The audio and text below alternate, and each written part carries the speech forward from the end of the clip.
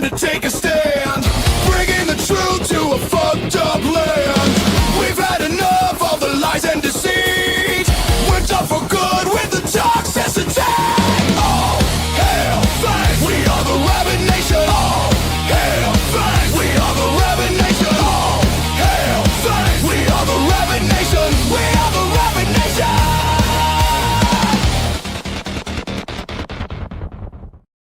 All right, and a hearty shout out to all of you in the Rabyd Nation, whether you are a citizen who has paid for your citizenship, like the wonderful ever-present Jova Shade. Welcome. Welcome one and all, or you are just a tourist who has subscribed, or you're just looking across the border, wondering whether or not you should emigrate into such a wonderful country as the Rabyd Nation, and especially considering it serves the one and only true God, the wonderful Lord of all things, Fangs. Welcome one and all. I'm the Rabid Atheist, Ed Raby, a former pastor turned atheist, now a compassionate anti-theist. Welcome to my channel, and welcome to the Rabid Atheist, and welcome to my birthday stream. My birthday was the 18th, but there was just no way in scheduling to celebrate this thing properly. I have concluded my 57th trip around Old Soul, and so I wanted to do a birthday stream to celebrate that, kind of talk about the year in review, and what the future plans for the Rabid Atheist are. Maybe a few other things. Earl may be along here shortly. I never put any pressure on her, so there you go. Hey, good to see you too. Good to see you too. And thank you very much. Like your continued support is very important to me, so thank you very much. But yes, I don't really have any major overall plans. I didn't put a poll in chat because there's only one hat that's appropriate for this, and that's the Holy Bunny hat. So I also have my eye on my own birthday present. It's a little golden ring. It has some weird script on the inside of it, but I saw it in a shop the other day. I thought I'd pick it up. So it's going for cheap. Maybe the end of the world isn't such a big thing for most people anymore. So let's see.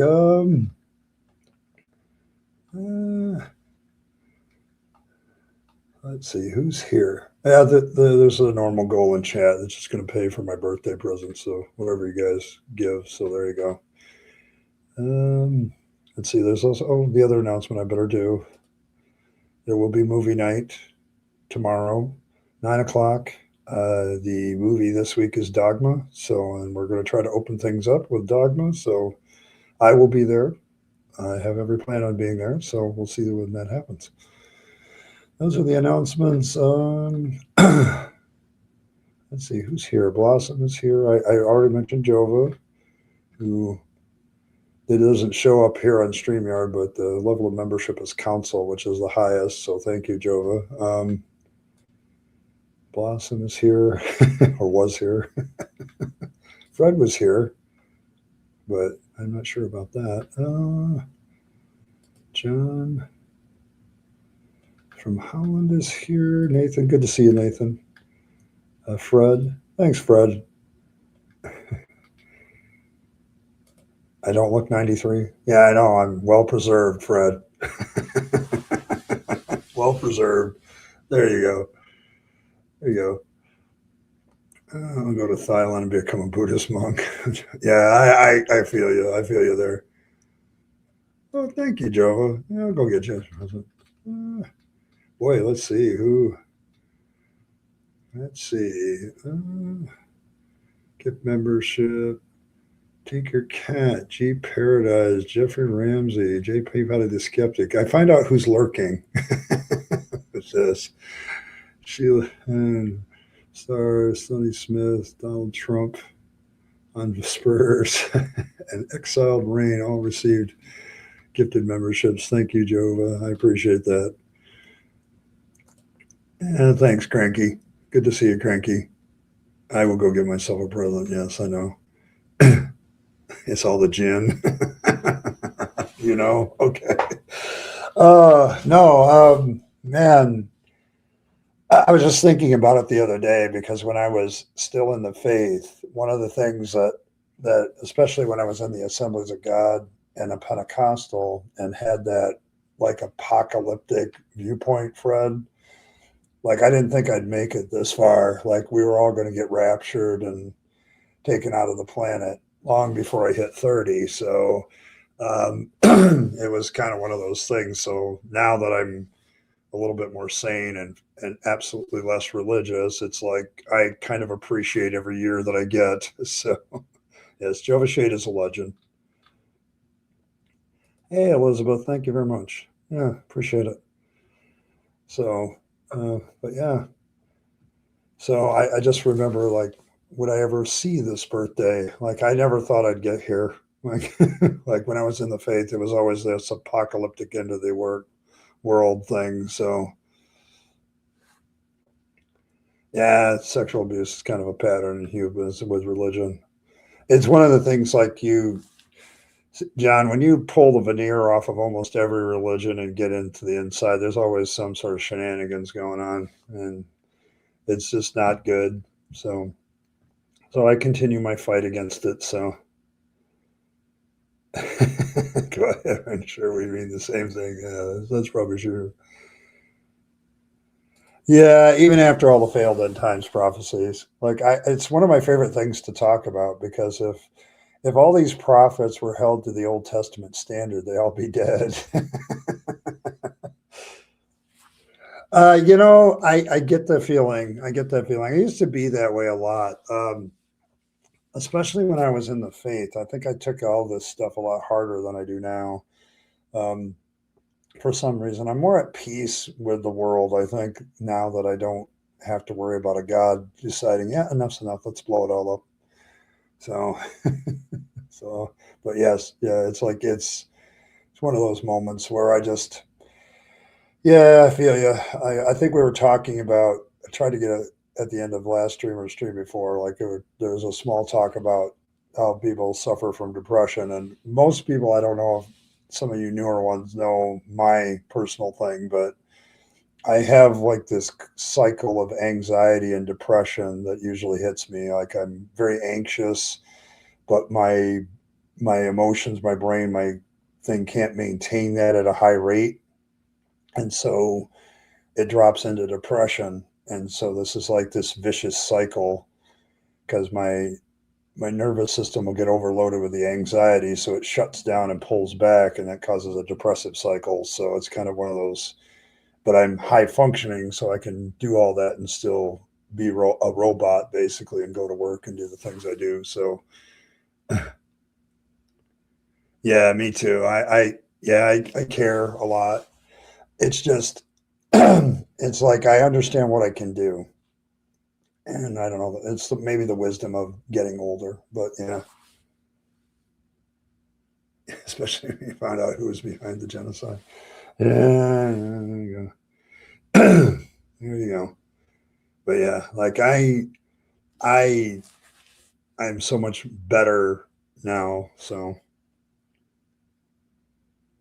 any farthing less. But yeah, like that's my constant battle. Yeah, like Cranky knows of what I speak because I think the elder gods experience the same thing. Although I bet their anxiety cycle's a little shorter. But yeah, like and over the last few years since I've been back in Michigan and in therapy, I've been able to manage that a lot better, which is why I'm able to now stream a lot more. I couldn't have done this 2 years ago. Like I was when I came back from Texas, I was in a very bad emotional state. So it was, but now it's like through all the things I've learned, I'm getting a lot better. So you did. Huh. uh, I'd party a lot if it was the end. Yeah, I don't know. I don't know. I don't think it's the end. I think the real problem now is like I'm just waiting for the other shoe to drop at this point because I think what's going to happen is a backlash of epic proportions. So, and I think we're all just kind of hanging on here in the United States until November. So, yeah, like I get anxious for really stupid reasons too. Like anxiety is one of those things, like somebody brings up a subject and my anxiety is triggered on certain things, like, or I'm facing a certain situation and my anxiety is triggered. So I would prefer we avoided that. Wars are shitty. Like let's be honest. The only people that profit during war are arms salesmen. So kick out humanity to save the earth. It's possible. Oh, that the earth doesn't like us. that's, that's quite possible. Now, I remember like the George Carlin routine about saving the planet. He's like, the planet's going to be fine. Like, it's the human beings that are fucked. Yeah. So the Earth's going to keep going around the sun like it always has. You know, I've been on this trip 57 times, and I just like, oh, yeah. And I'm just like, well, you know, I got on this little trip, you know, a while ago, and now I'm fine. You know, yeah, the animals will do better without us. Yeah, yeah, exactly. Like it's like the Earth is fine. It's the human beings that are the problem. It's like, yeah, yeah, no. Compared to the Earth, we're all kids here. Like we're not even like. I think one of the great moments I had when I suddenly accepted how old everything is to realize how small you are, Fred. Like you're anybody's existence is just nothing. And you know, so yeah, we're pretty like we have this arrogance problem, and the one thing that really solved that for me, and I every once in a while, every time I feel like I'm getting a big head for myself, I'll play Carl Sagan's Pale Blue Dot, and like I'm like, yep, yeah, we're in a very grand, glorious universe, and we are in an insignificant part of it. So, yes, existence is overrated. The elder gods would know, but yeah, like it. I don't know. I've spent like a lot of years since becoming an atheist, just thinking about because they always come at me with this, life doesn't mean anything. Well, to be fair, life doesn't mean anything to you either. Like if you want it to be all blown up and destroyed, I guess that's the issue. So, but yeah, I just don't have this arrogant view about myself. Like I'm so damn important that I make my own purpose and I move along and I discover more purpose. So, you know, is the most important thing in the universe to me. That I had kids. Yes. Yeah, I was reflecting on that. Somebody was talking to me at work about that. Like, used to think I was so important and I had kids and grandkids, and now something else is more important than me. So, on another timeline, maybe that is true, Nathan. Like, you might be doing something else. And it's never too late to change, by the way. I've had several people point out that, like, even to my opponents, like, this is why I was, as I look past the past year, people asked me how I felt about Charlie Kirk, and I was kind of sad about it, not just for the normal reasons, but it's like there's always a hope to me that somebody like that will change their mind about things, and I just kind of like when they're taken out of the world too quickly, there's just not that opportunity to really convince them like that they're wrong, and yeah, that's why I don't like that sort of thing. I'm much more comfortable with people continuing to debate and talk about things. So, oh yeah, no doubt, no doubt. But that's just it. The thing, I didn't like him. I'm not saying I like the guy, but I always like because I know how much I changed. Like I always kind of hold out that hope for other people too. So, um, so there's that. Like it's just not it's not one of those things. Yeah, we're teeny tiny specks in the grand scheme of things. Uh, Live on this pale blue dot. The universe doesn't care. Only we do, and maybe our pets. Yeah, our pets kind of care about our existence because they get free food.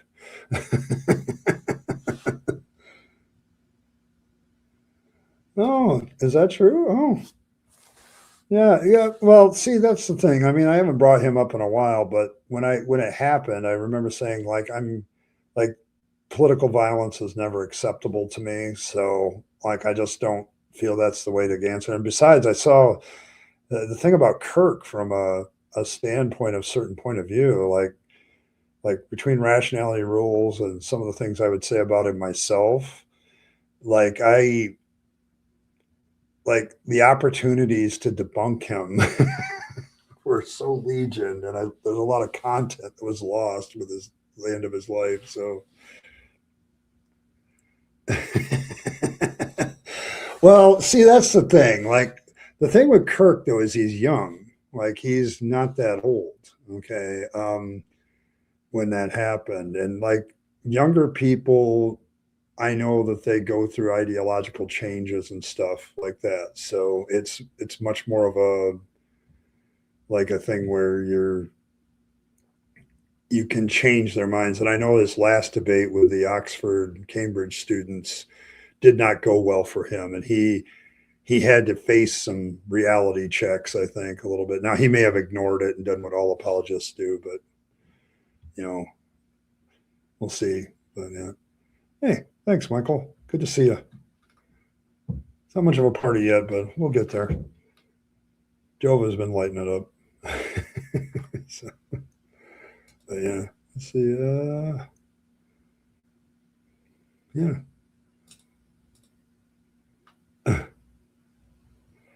Yeah, it is. I'm very much a guy that I'm continuing in this vein. Like, if you want to know one thing that probably won't change about my channel is like I'm still very much committed to the idea of compassionate anti-theism and compassionate, talking to people and engaging people. I'd rather, to me, that's more profitable long term. Long run is treat people well and talk to them and let them think about and marinate about stuff, and maybe they'll change their own minds. So it was a great moment. Like like it was right in the middle of rationality rules was kind of taking him down with that when it happened, and it's like he decided to continue it, and I thought it was a good call. Like it was a good call. Yeah, you need to finish that because we needed to see that. So yeah, like if there are certain universities that if you don't already know a whole bunch and aren't pretty intelligent, you're not going to get in the first place. And Oxford is one of those. So now, don't get me wrong, the English complain about Oxford like we complain about Harvard and Yale, but but yeah, it's like it's one of those things that I really enjoyed that debate, and it was too bad that it was also caught up in the whole fact that the guy was killed. But like he got creamed, like all the three people I saw that debated him, they creamed him. Like it wasn't even close. And I noticed that Charlie Kirk's he posted they posted some stuff post mortem, but they didn't do any of that debate. None of that debate made it onto his channel because there wasn't really a lot of good moments for Charlie. So yeah, yeah, the British members Monty, but all attended Oxford and Cambridge. Yeah, you got to understand that good comedy like that is always good. Like it's a good thing. So new Dark Matter dropped a video. Uh, now you got me. Like some of the humor and some of the criticism of things. So yeah, it's like it's you got to have that smart comedy. Yeah, Elizabeth's got it. There you go. Smart comedy. Yep. Christians are hard to talk to. They're so stuck up on themselves that they think you're questioning them as an attack on them. They start yelling at you eventually, and they wonder why you don't talk. Um, I have been told by Earl in particular that but several others. Like I have this ability to get past that. And I'll give you a little bit of advice. All right. Number one, when you start talking about somebody's faith in the negative, they because it's part of their identity, they are going to think you're attacking them. So what you kind of have to actually say is, listen, I'm not attacking you. I'm just analyzing the idea that you just presented. Like, you say that this is true. Let's talk about it. And sometimes you can get them to disarm themselves, and sometimes you can't. But the one thing you can't do is lose your own temper.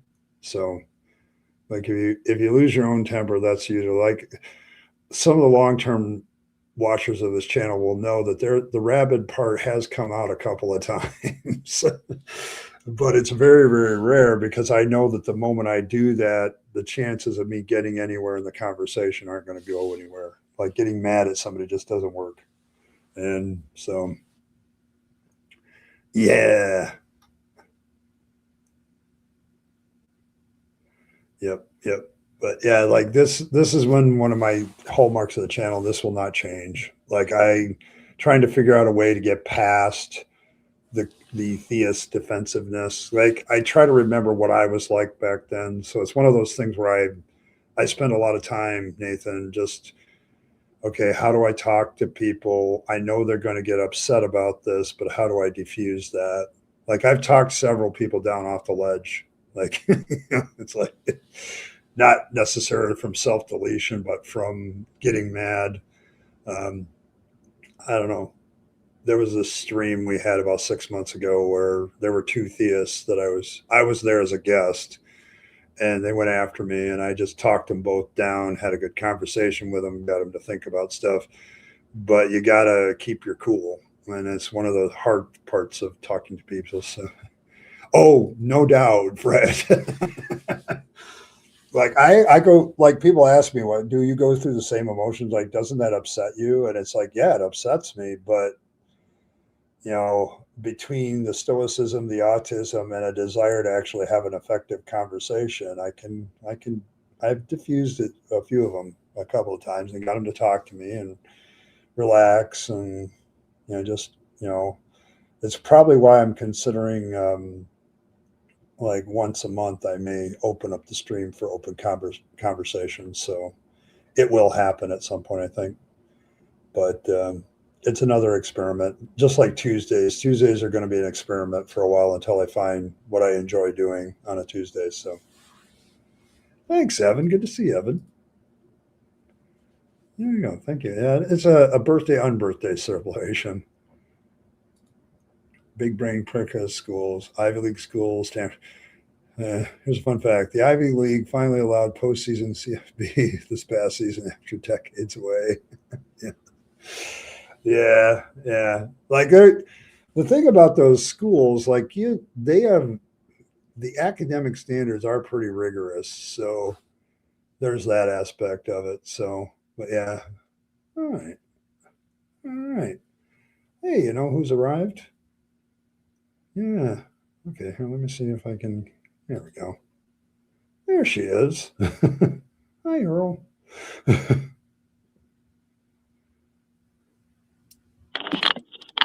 We'll adjust things. I probably should have let her do that. There we go. Nope, nope, she's gone. I'll get her back. She'll get her back. Don't worry about it. Use artists the way this. Just say if you can have a peaceful conversation with me, I'm open to discussing. But the moment it turns out, I'm going away.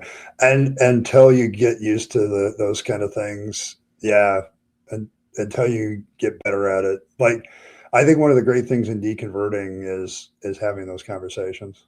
So it's like it's a good moment for a lot of things. So it until you can handle that, yeah, walking away is a pretty good. It's better than continuing to fight because fighting, everybody just gets like it. They get entrenched in their positions. So there's that. Uh,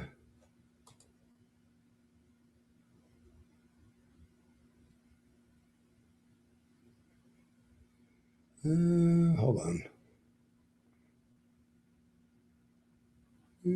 Sure. there we go. I got to do something really quick here.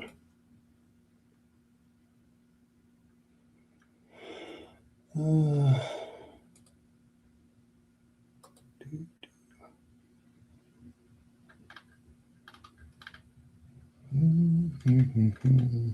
not quick, apparently so. Well, where'd you go? Oh, Earl, I've lost you.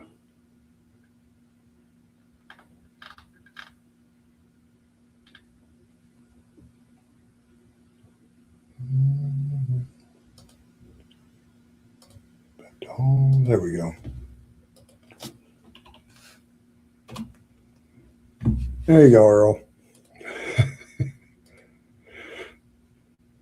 But yeah, peaceful conversations are difficult. They are. Robert Williams weren't genius level. Yeah, there were a lot of comedians have very high intelligence, Fred. Like good ones are. Like, I'm sorry, you can't listen to George Carlin and have him as he talks about different things about language. Like that takes a mind that's thinking about language a lot, and then he made it funny. Robin Williams did that too. Hey, Evan. You got a briefcase to go? Yeah. I sent her the link, so I know. I'm bad. I'm not sure if I lost her or she was testing something and it didn't quite work out. So, hey, Paul. Good to see you, Paul. But yeah, so we'll see. But yeah, like I don't know. I'm still committed to the idea of reaching out to people with decency. So, like that guy that came yesterday, he's like, "You seem to be kind of chill," and I'm like, "I kind of have that reputation." So, because I'm not here to fight. I'm here to talk. And yeah, George is a really good one. Yeah, I think it's in the Discord. There it is. All right, there we go. To the east and close to Alaska. Oh.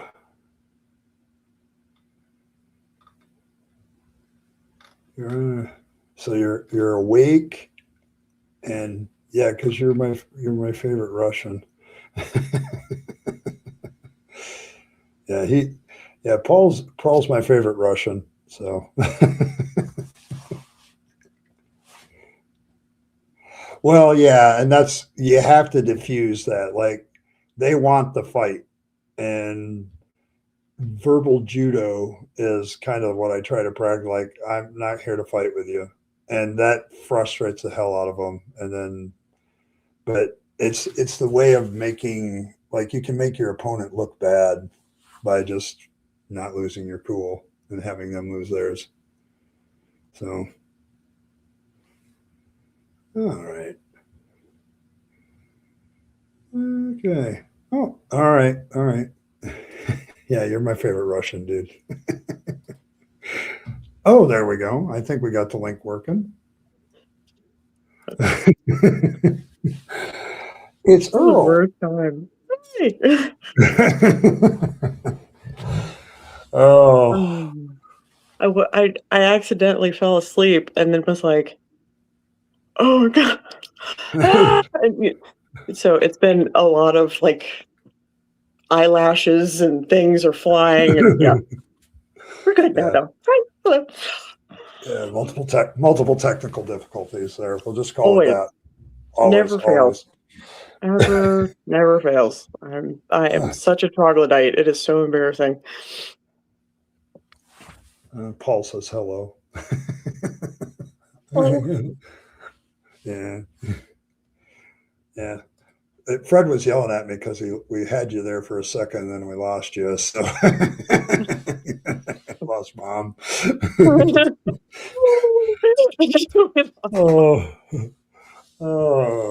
But yeah.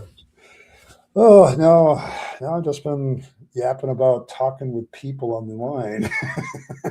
So, yeah, I've been listening. While trying to get my shit together. Yeah, that's your superpower. I went there. I mean, there was a time, I think this was on, I think we were streaming with Azo one time, Yeah. and this guy comes on and he is hot. Like he is ready to box. You know, he comes in swinging.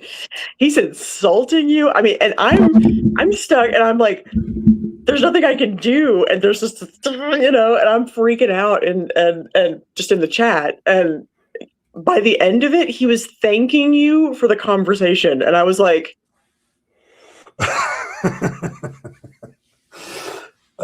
Yeah. I need to learn that. Whatever that is, I need to learn how to do all of that. Because that, like, he really did. He went from calling you, like, bad, like, icky things, you know, he was being really aggressive to thanking you for the conversation. And I was like, Yeah. touche. Touche. I remember that guy. I don't think I've had a conversation with him since, but he was being very insulting and condescending, and Very, yeah. He I was was like, ready to go. and I was like, well, okay, let's find a way to get this back to a conversation, and it worked. I don't even remember exactly which techniques I use. I just kind of do them all the way. So I don't know if I scared him away, Elizabeth. I think No. I don't think I scared him away. The way it ended, it was just a really good conversation in the end, and I got him to think about a few things. So, and Yeah, maybe I mean, he fully capitulated by the end. I was like, how do you do that? I need to learn how to do that. I don't know. I've just always been a good person to bring people down, I guess, to kind of get them calmed down. And I'm the hype man. I do the opposite. You know, when people are sitting there and they're going, well, you know, it's fine, it's okay. I'm going to sit there going, no, you know, fight for yourself. I'm always the one that I'm the cheerleader that gets people to stop being okay with being treated like crap, you know, and to advocate for themselves. Yeah, but I've done that with several people. I think I did that with Maud a couple times. Like, she's come after me a couple times, and I'm like, Maud, we're having a conversation here. I'm not interested. I'm not interested in fighting with you. Yeah. So, and I don't know. I think it throws people off. So, so. Yeah, for sure. It's definitely you know, breaks down the barrier for sure. And you know, you have a calm, like, demeanor about you anyway, and I am a ball of chaotic energy. So I guess we just have to play to our strengths.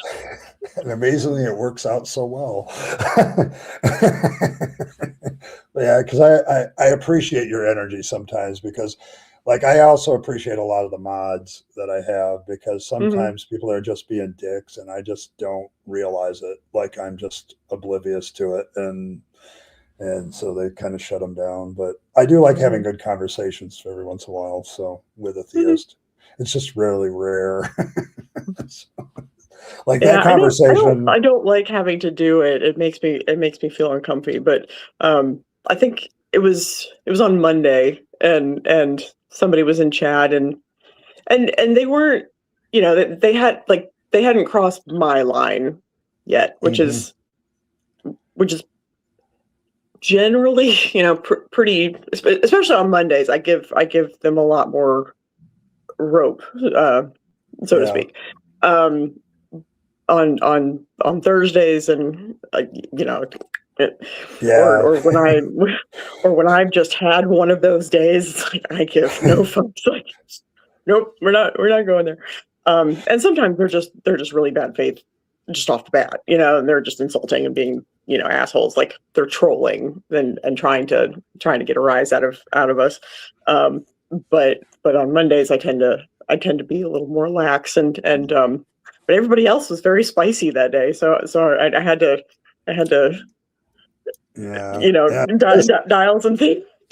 Well, like when Martin's here, Martin has had a lot of, like, traumatic experiences in conversations, and so he is very sensitive to when people are being, like, he he has a problem there. And I've talked to him about it privately, and he's like, yeah, I'll try to do better. But he's like, if I get to a point where my anxiety level is spiking, he has a tendency to hit the timeout button. Yeah. and the links get longer and longer pretty quickly. So it's like, but yeah, but some of the rest of them are pretty cool. But I like that. Like on Monday, I'm there to have a conversation, and the theists are certainly welcome to have that. I don't even care if theists show up on Thursday. Just don't quote Bible verses. Don't be an asshole. Yeah, you just gotta be. You gotta be You gotta be gentle with us on Thursdays. It's our me time. Yeah. I'm trying to create that safe space where people can talk about deconversion without being harassed. Right. So, and it works out pretty well. So, yeah, it's been, I don't know, it's been good. It's been good. This is the first week I've done 5 days, and I'm actually okay.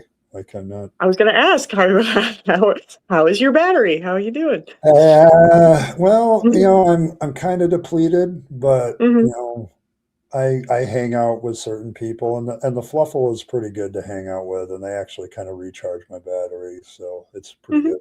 So it's like, and so there's that. Well, thanks, Fred. Look at you. Thank you. Appreciate it, Fred.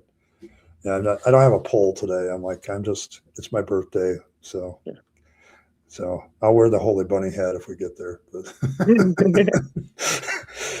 So and then I'll have to be careful of what I talk about Fangs. So right. So. Create new doctrine. Yeah. Well, new doctrine is always worth it. It would create several heresies if we do. So that's kind of what we're up to. So that's always fun. You're opposed to being actual around. Oh yeah, no kidding. Like real people in the front. Yeah, no. Yeah, my job requires that I am around people and have to be so because I hurt people for a living, and I have to avoid that as much as possible, and so like. Doing a deep cleaning is technically draining, because I've got 32 little body parts and all of their little intricate, the little nooks and grooves and all, their little root systems and stuff. I've got all of that like mapped in a 3D image, like in my head.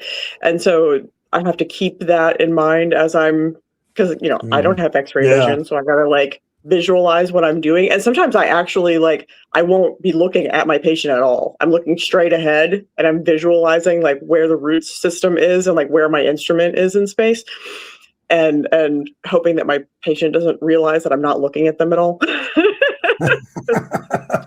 I'm sure that's like, why aren't you paying attention to what you're doing? It's like, I am, but it's in here, It's in here. I can't see what I'm doing anyway, because it's right. Exactly. Like my instrument's there.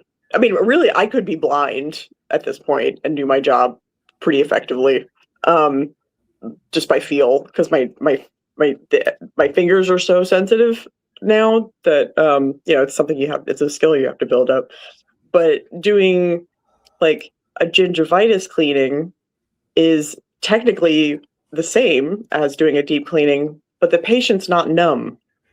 So you can't just go balls out. Like you gotta hone in on what you're doing and be really careful about like little delicate tissues and things.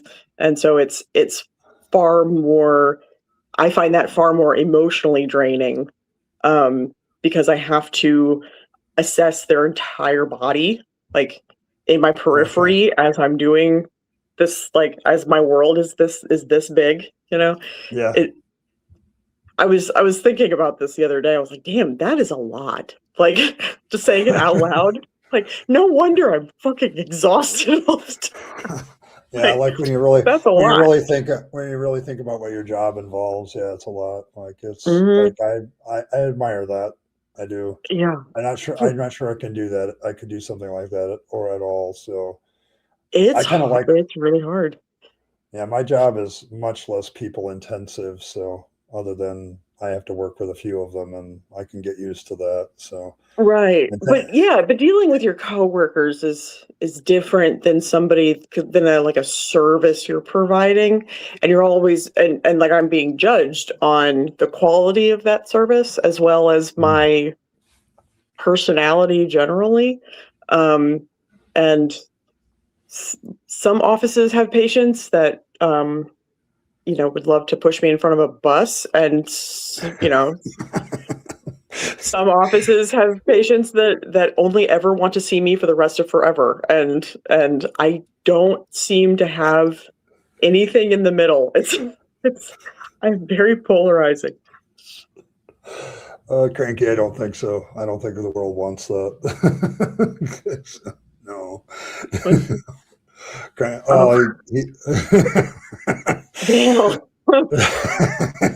Well, yeah. Elizabeth, we've gotten used to Cranky around here. Yeah, we respect the crank. Yeah, we do.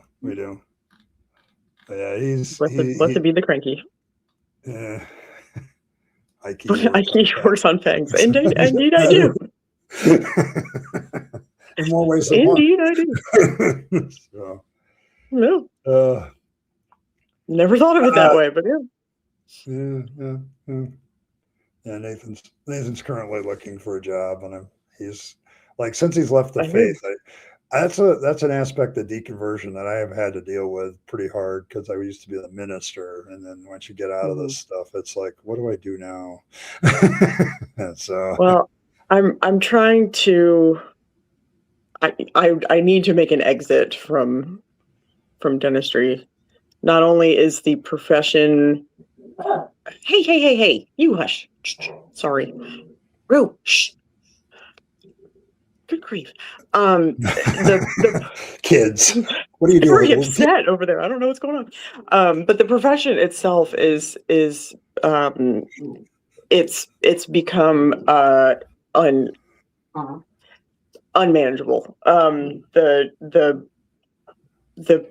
normalization of sociopathic and just unhinged behavior that I've seen in the last year, from medical professionals that are supposed to be above such things, and the delusion that dentists seem to be under currently, where I'm seeing advertisements for permanent jobs where they're offering $15 an hour less than what has been normal post-COVID. They went about 20 years and were paying us the same rate, and it never really changed. And then COVID happened, and there was a mass exodus of hygienists and dentists, and the rest of us that were working were like, oh, okay, we're in high demand now. Yeah, hey, I had the same thing happen. Yeah, I had the same thing happen where I was working at the time too, and I was like managing a meat department at the time, so they upped our pay like twice, and they gave us bonuses and all this other stuff, and then all of a sudden now it's like, nope, don't want to do that anymore. Yeah, but the thing is, like, they can't go back. They don't realize this. No, they can't go back. My rent isn't cheaper. No, it's not either. I've had that argument with management before. It's like, you need to talk to people, because like right now the turnover rate is really high in retail. Like people are working like 3 months and they're bailing to go and do something else. And it's like, and I'm seeing all over, because I'm on a lot of different like dental hygiene sort of forums on various social media places, and Facebook and Reddit mostly. And I'm seeing over and over again these, girlies that are like, there was one girl who was doing a working interview and had done 5 in the same office. And I said, honey, stop. They're using you. They're using you for fill-in, right? They have no intention of hiring you. Yep. They're just using you. Like, and they're using your want to look like a good employee, and they're taking advantage of that. and stringing you along. And because the same thing had literally just happened to me, where I told, I sat the office manager down and I was like, I need an answer. I need an answer right now. Quit fucking, quit digging me along. Like, let's I either need to sign some paperwork because you said I had a job, or bye. Like, I'm not playing this weird ass game. And the fact that office managers and dentists seem to be cool with this, and this seems, because this has happened to me multiple times in my career. It's not a one-off. That's just a normal way to treat people. Like, what's wrong with you? Yeah, it's I've noticed that with a lot of management lately, though. They've been very using people to a certain extent, and it's that's not a good long-term business strategy, right? Because eventually you go through the available employees that would work here, right? And then now you're out of them. The population isn't changing that much where you can really do that. And the lack of introspection, it's you obviously, because I work at lots of different offices, and sometimes I'll go I'll be there for kind of a chunk of time, and then I won't see him again for months. And then, and it's usually because I was there because they were trying to hire somebody and they needed somebody to sort of be in the middle while they were trying to find a permanent person. And so then I come back after that permanent person didn't work out and they left. And then I come back, and then, so the site, it's do you not realize that you're the problem? You can't keep anybody because all your shit's broken, because you offer bad benefits, because your work environment is toxic, because you allow your patients to dictate what their dental treatment is going to be. And that's really hard on dental professionals when they can't do what they need to do because there's been an office culture that has just allowed them to behave badly. That's patients need. I am of the opinion at this point in my career that patients need to be told, this isn't helpful. What you're doing isn't helpful to me. You need to stop what you're doing. Do you think that twirling your mouth like this and keeping your chin like this and tense down, do you think that's helpful? Do you think that this is going to make any of this easier? It's not going to. I can't see what I'm doing. And you think that putting your tongue right where there's a sharp fucking instrument, do you think that's going to benefit you? Where is your sense of self-preservation? What the fuck are you doing? These people need to be stopped. They need to be told that we need to stop being so nice and complacent with people that are making our lives miserable. Oh yeah, I think that's been one of the things. It's I've had to rethink a lot of things. I like civility, I like manners, but you can also be able to. And you can say that in a nice way, or a nice-ish way, You just need to say okay, you're fucking causing a lot gotta find a nice way to say that. So oh yeah, I never thought about it that way. I've gotten to the point now over the last couple of years since my hands have been trying to, shit the bed. To say you're hurting me. What you're doing is hurting me.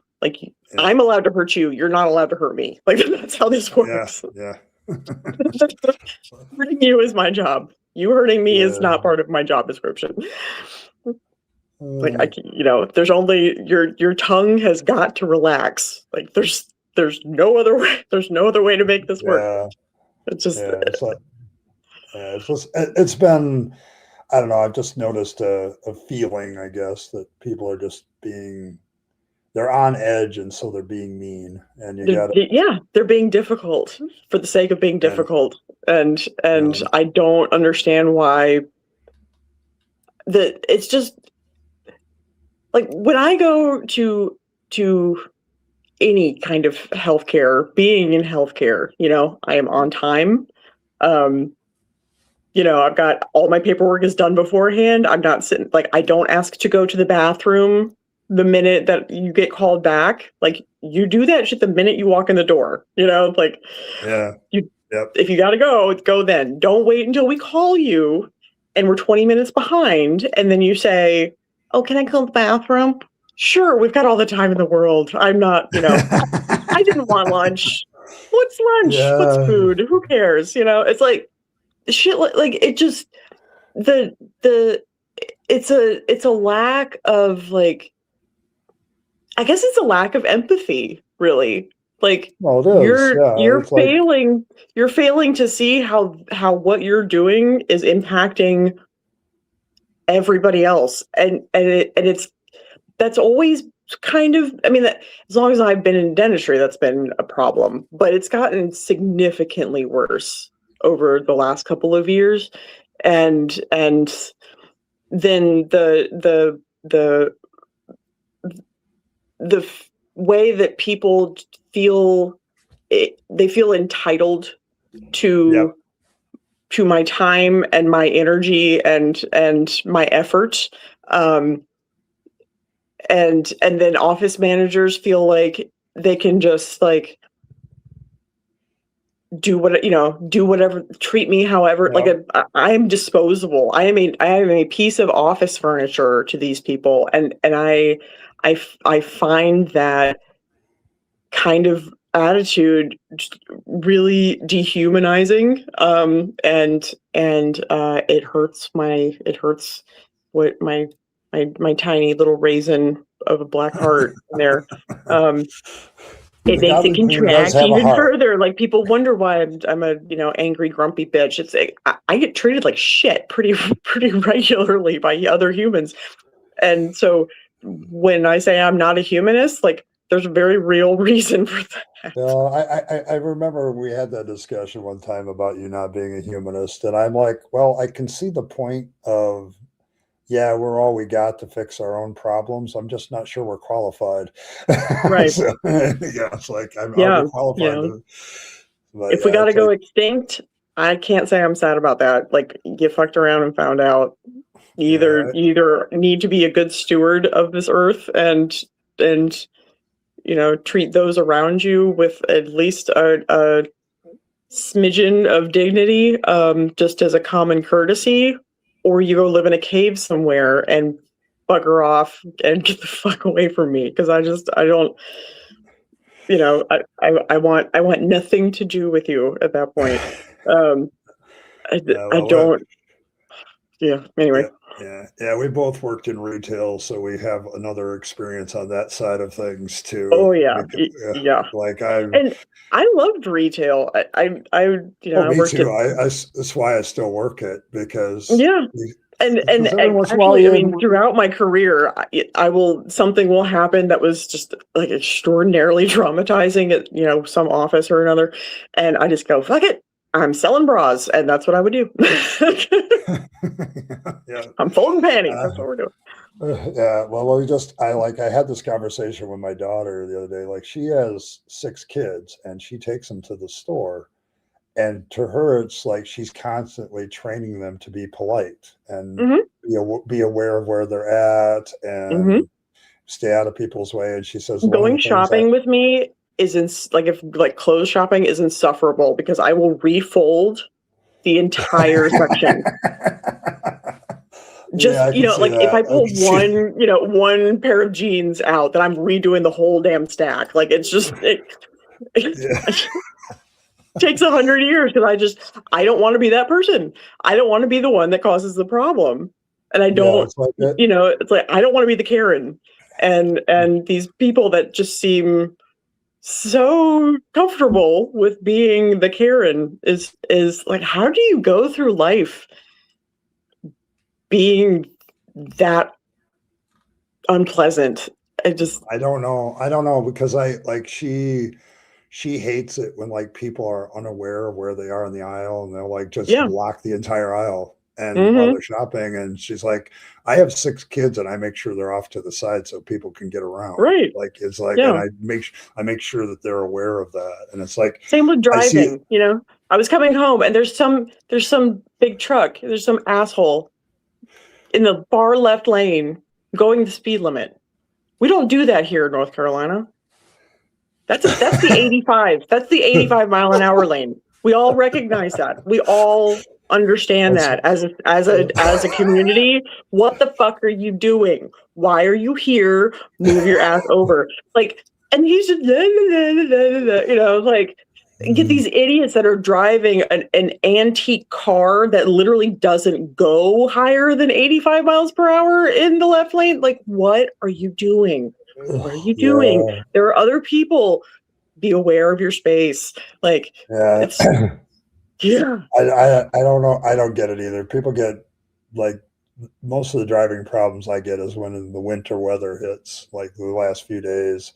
Mhm. And like I know at that point, hey, slow down. Don't do anything stupid or quick. Right. And I'm sitting there and I watched Monday, I watched 3 people pass me, like bat out of hell past me. It's raining, it's freezing rain. That would be me. Yeah. Yeah. Yeah, well, 5 miles later, all 3 of them are in a ditch, and I Are all passed green. them. It's like there's a I don't tailgate. I don't like that shit. That I don't do that. I'll drive. I mean, I got a serious lead foot, but I don't like, you know, I don't want to see what's in your tailpipe. Like, that seems invasive. I've seen a lot of funny bumper stickers that deal with tailgaters. Like, yeah, if you can read this, you know, go fuck yourself. Yeah, you're too close. There was one obvious. This was a woman's car, and on hers was like, if you're gonna ride my ass, at least pull my hair, you know. Right.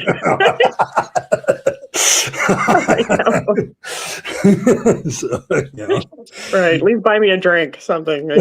So, can we have a cigarette later? Like, right.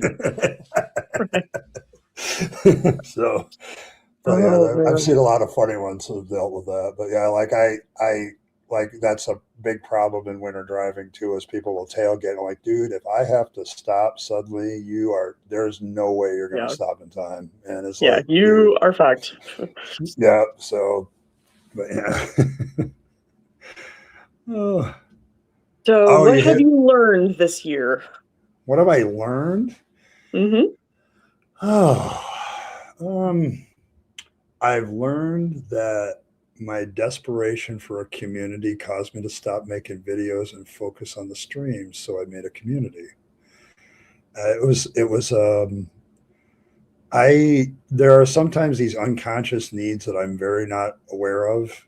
Like, if I try to think about them, and this was one of them. Like, I'm such an introvert, and I'm such an autistic. I don't like people all the time, that I kind of run away from that. But I never realized how much having friends such as yourself and people that are around me that are supporting me was so necessary. So that was a good lesson to learn this year. Like, and I'm starting to get back into the videos, but it's more of a, like, it's what I need to do, not so much what I want to do, kind of thing. And this community has been great. Like, I've loved all these people. So you guys are, I know I'm connecting with you because I worry about you when you're absent. Like, I don't see somebody in a stream. I'm like, I haven't seen them for 3 days. It's like, I wonder what's going on, you know?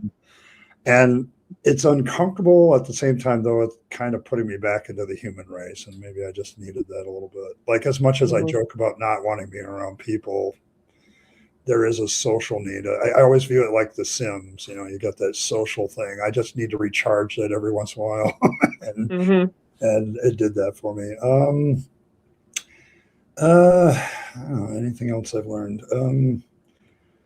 I think I've learned just about something from everybody that's come here. So I always try to learn from all the people that show up. It's been like, people are different, but there's a same commonality of need when you're deconverting. Like, this is my focus, so I focus on that. But everybody needs somebody to talk to, like, when they're going through this. And I remember how lonely I felt when I first left the faith. I'm like, who the hell am I the only one doing this?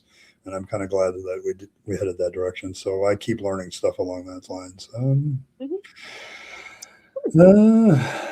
I learned that I don't want to do my job for too much longer. I'm much like you in that regard. Um,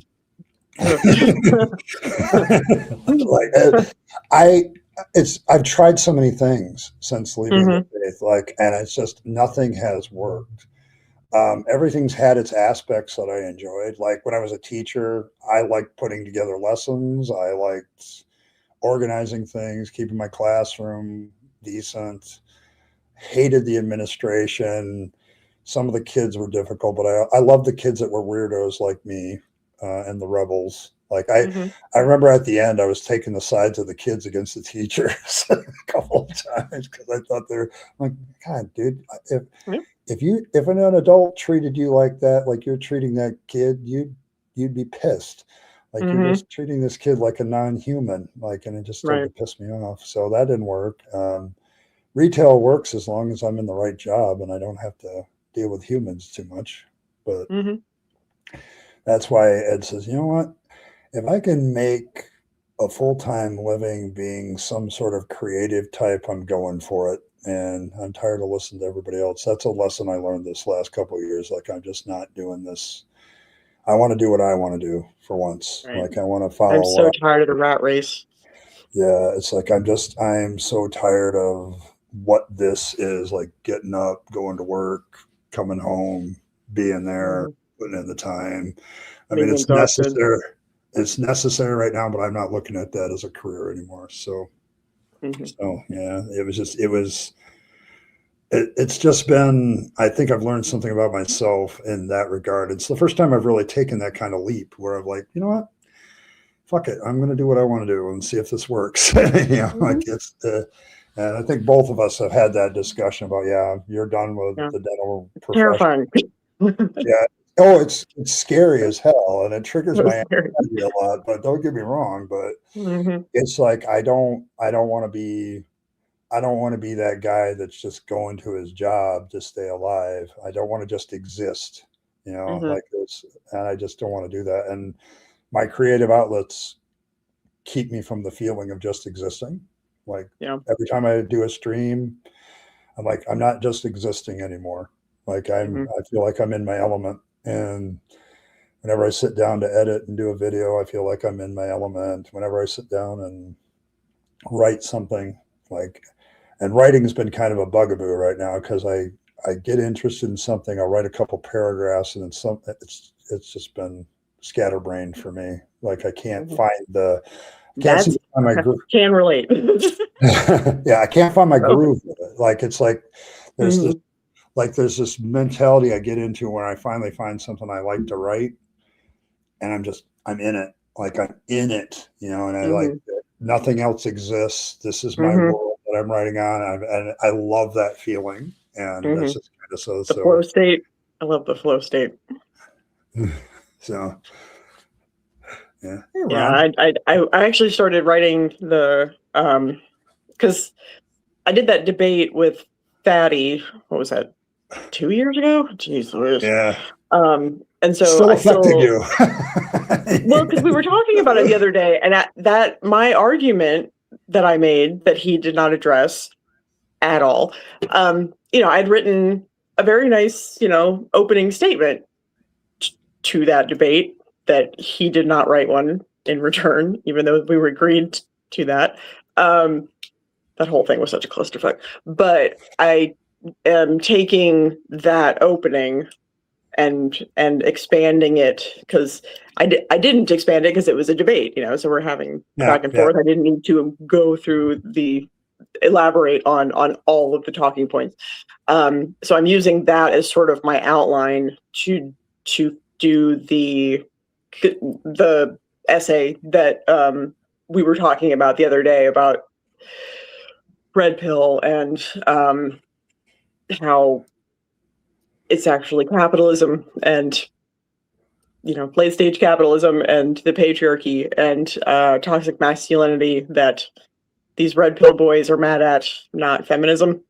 And so I'm making that argument, and I sat down to get that done, and then it's always oh, look, a chicken, and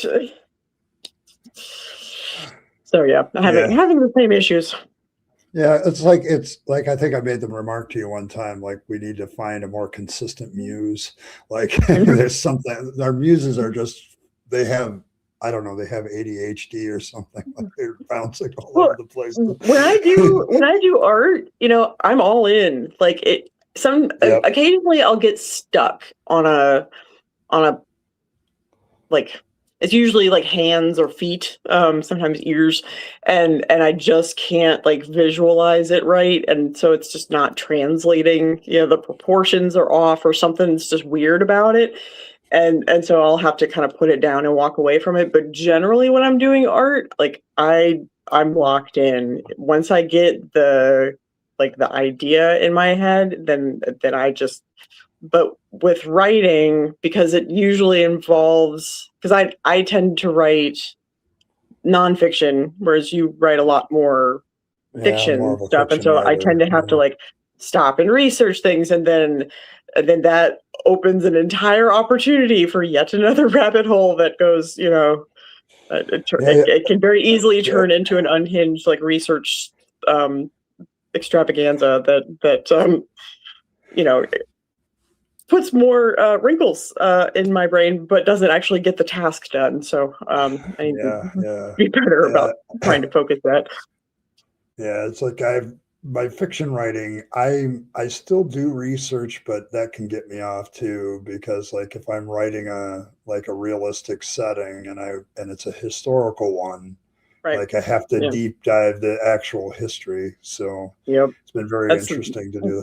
when I So wrote it's like, my my novel during lockdown. Holy yeah. what a great opportunity. It's the only time that the only during the lockdown did I actually I finish a lived my National best Novel life. Writing Month. Yeah, like it I was thrived during lockdown. I, like I lived I my best life. participated in National Novel Writing Month in November like 10 times and never finished. And lockdown got it done. Yep. Because there was nothing else to do. Like There's nothing else to do. Yeah. What else you gotta so, do? It's the same shit on TV. Like, yeah, yeah. but yeah, like I don't know. I sit down, I write, and I get interested in something else, and Hmm. it's been chaotic a little bit, but I don't know. I don't know. I'm working on this video hopefully this weekend where I'm going to kind of put a bow on the Habermas thing. So, Oh. because the one thing I've never done is actually lay out why I have a problem with minimal facts, like why I think it's bad. So it's Hmm. like I've never done that. I've always reacted to Paul or or Right. somebody else talking about it. I've never laid out like this is why this doesn't work. I don't Yeah. like it because it's it's got bad PR. Yeah. Minimal facts. There's never a situation in which minimal facts is a good thing, in my No, experience. Like no, throughout my whole life, having more information is always better. correct. Yeah, Always. I'm struggling with the title for the video because I want to put in there something involving like this was doomed from the start kind of thing. Yeah. It's Yeah. like I mean, the they way really did. They sort of shot themselves in the foot just by naming it that because it already undermines its credibility just in its title. like it's and then some of the facts I agree with almost all the things like this isn't really a fact. This Hmm. is a contended item. Right. It's like and the foundation's bad because he's always like, well, I used at least two sources, yeah, but are they good ones? Hmm. Then of course the whole 90% of scholars claim is his other foundational thing, and me and Paula beat that one to death. So it's like, yeah, like, yeah, that third book you did, you sure probably proved that in that book. And you know what you didn't do? Didn't do You didn't do it. it. So, Oops. but I kind of want to, I've never laid out like a systematic why I don't buy this, Hmm. because it's still very popular. And I don't understand that. I, it's like a lot of Makes things I no don't know. sense to me. You can lay out what's wrong with an apologetic argument and lay out all your points, and people will still go, well, I still hold to it anyway. Okay, cool. It feels good. Yeah, It feels I good. hold on to it because it feels good. That's really like, that's where. Yeah, but That's it's like, gosh. dealing with MAGA is the same way. It's like you can. Oh yeah. I learned real quick that like these people don't care about facts. It's not about facts. It's about their fifis. How does this feel? Does it feel true? If it feels true, it must be true. That's not how the truth works. And so you can drive yourself insane, spitting facts all day long, but they will not believe it because it doesn't feel true. Yeah, I've noticed, like, there's a guy I catch every once in a while, and he talks to MAGA people, like, and he's very liberal, but he's like, and he will pull out like, well, Biden did this, and he'll pull out, no, that was Trump in his first term. Yeah, they rewrite history. They love to rewrite history, for sure. Like, I said, I just quoted it to you. Here's the tweet, that he made, and and he'll give all these things, and it's like, well, it still doesn't feel right, and the irony is so thick because he was the same people going after the left about facts don't care about your feelings. Exactly. Yeah, that was Shapiro's screed for ages. Facts don't care about your feelings, sweetie. This is the pot. This is the kettle. Like, Well, he's posted some things. Like, I just follow him for the laughs on Facebook because he'll post something. I'm like, dude, you just literally criticized the left for doing this same thing 2 years ago. Like, what are you doing? It's become very clear that MAGA has zero principles. It does not, like, none. They hold to zero principles. Oh, the fact that the party of no new wars can flip on a dime to supporting all of the fuckery that's going on right now, and with a straight face, fully endorse all of this garbage is just like it was just. Yeah, I had the worst fight of my life with a MAGA person when I told them they weren't really a Republican or conservative. Like, conservatives have principles. You guys don't. Like, right. Like, I don't agree with all the conservative principles, but a good conservative has their principles and they won't change on them. And you guys aren't that. Like, you're flipping whatever way your leader tells you to. And I said, that's not smart, and it's not ethical. So exactly. Yeah. Like, these people they couldn't point out Venezuela on a map. If you gave them $1 million 6 months ago, would not have been possible. And now it's, sure, let's just like kidnap their, the leader, a shitty leader of a foreign country. Sure, whatever, Don't get me wrong. The leaders of Venezuela and the leaders of Iran having a hard time is going to make me giggle a little bit because they're not right. Yeah, I mean, they're horrible people, but like. But if somebody did that shit to us, it would be an act of war. We would freak the fuck out, and then they're getting mad. Well, I don't understand why these countries are getting so mad at us. I don't know. If somebody did that to us, would we get mad to them? Right. Like, if Canada just crossed the border sometime when Trump's at Detroit and grabbed him and kidnapped him, would we feel cool about that? Like, probably not. So it's like, and it's like, you guys were all against all this stuff during the campaign, and now where are you? Like, where are you? The Epstein files did that too. Like I literally saw MAGA people justifying pedophilia. I'm like, you got to be shitting me.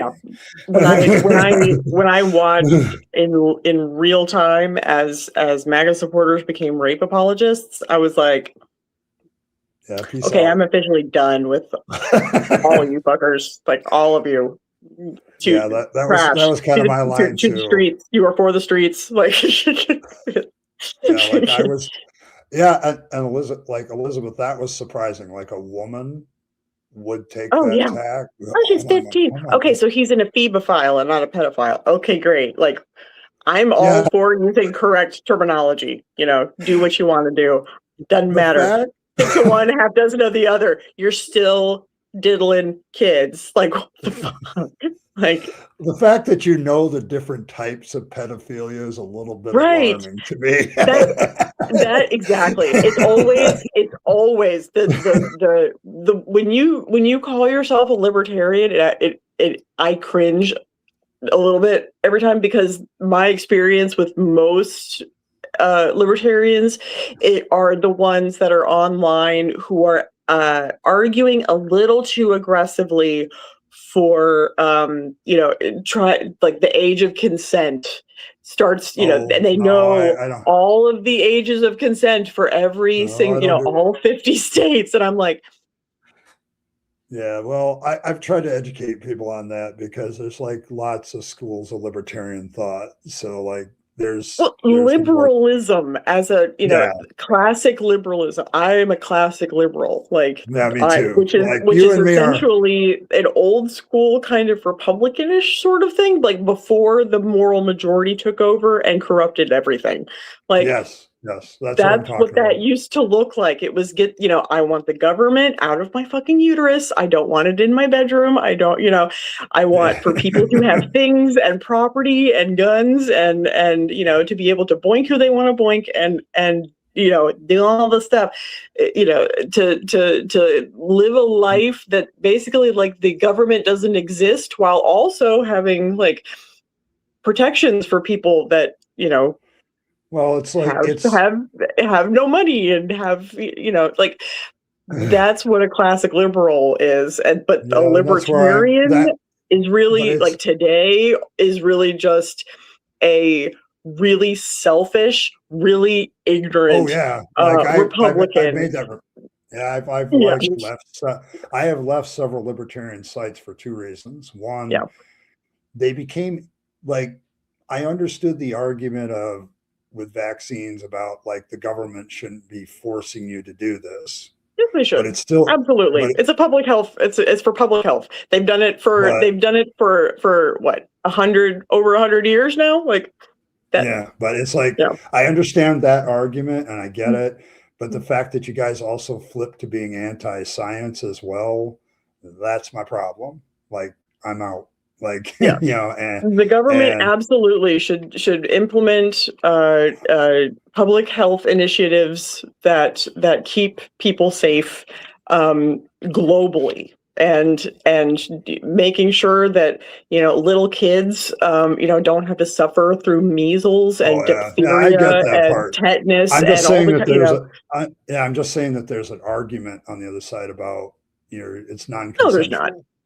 No, But yeah, well, not a bit. well, I'm just No. saying it exists. Because Okay, I'm not saying, I understand that it exists, but it's not reasonable. It's not logical, and it can be easily dismantled in a few choice words. Because the problem with vaccines is that you are not vaccinating yourself necessarily just for yourself. You are vaccinated for other people.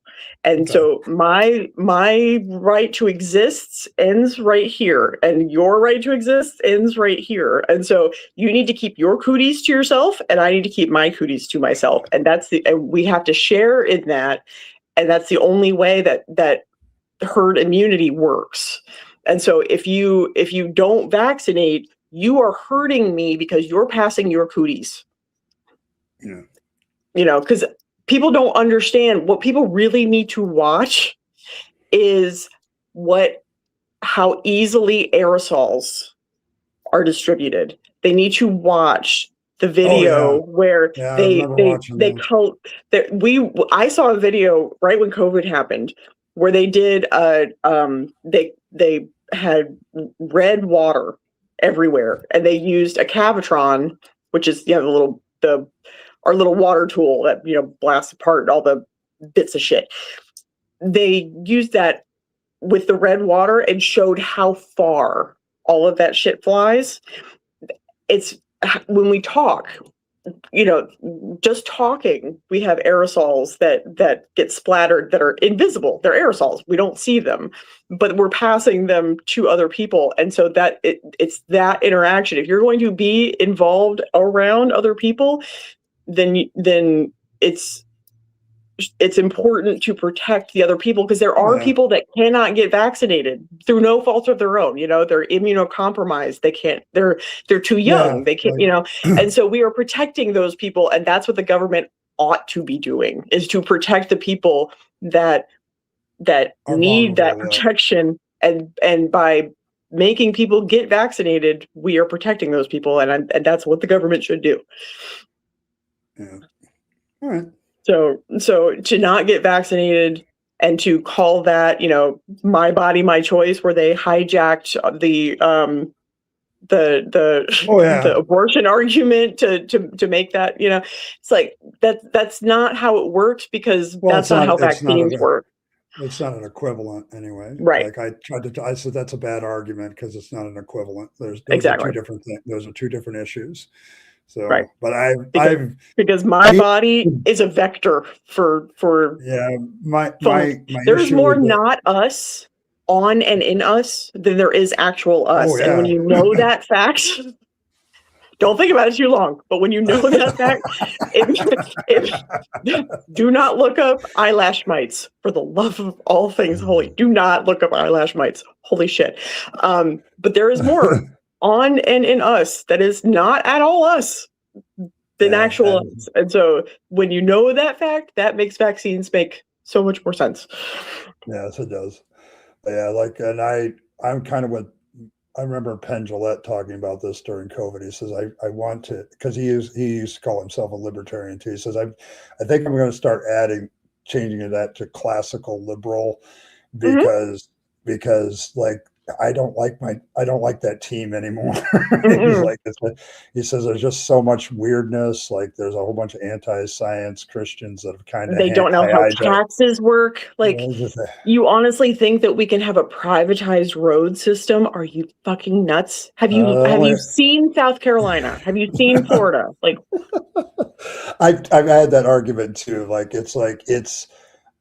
I've always said, there's a specific function that government should do. And if they're working very hard for the common welfare and all the things the preamble of the Constitution says, that's probably a good place for them to be, right.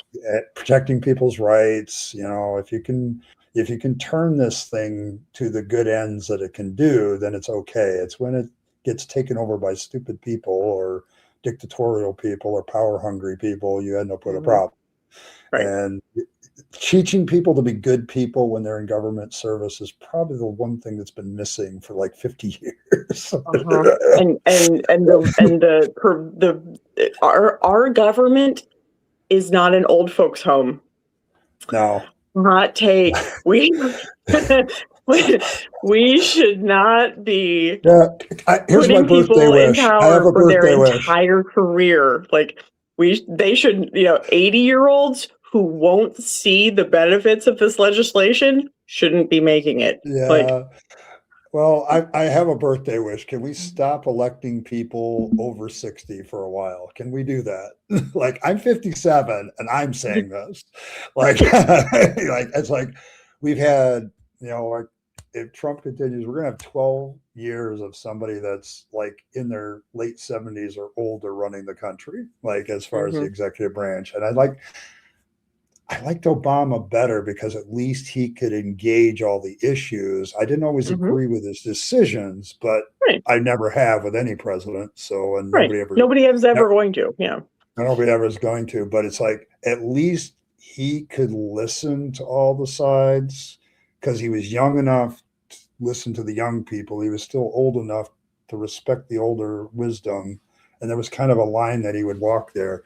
I actually find him, of the last few, the most presidential as far as he handled himself. So it's and so I kind of miss that. It's my birthday wish. Can we not elect somebody over 60 for a while? I would love to make that happen. I would love to make that happen.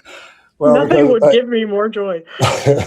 Because I think there's something if you're too young, I don't know if you always understand everything that's going on. You need to have some life experience, before Yeah, you go like but telling other people how to live. That makes sense to me. Yeah. but on the other side, it's like, dude, are you even thinking anymore? Like, can you even engage the younger Right. person and what they're facing anymore?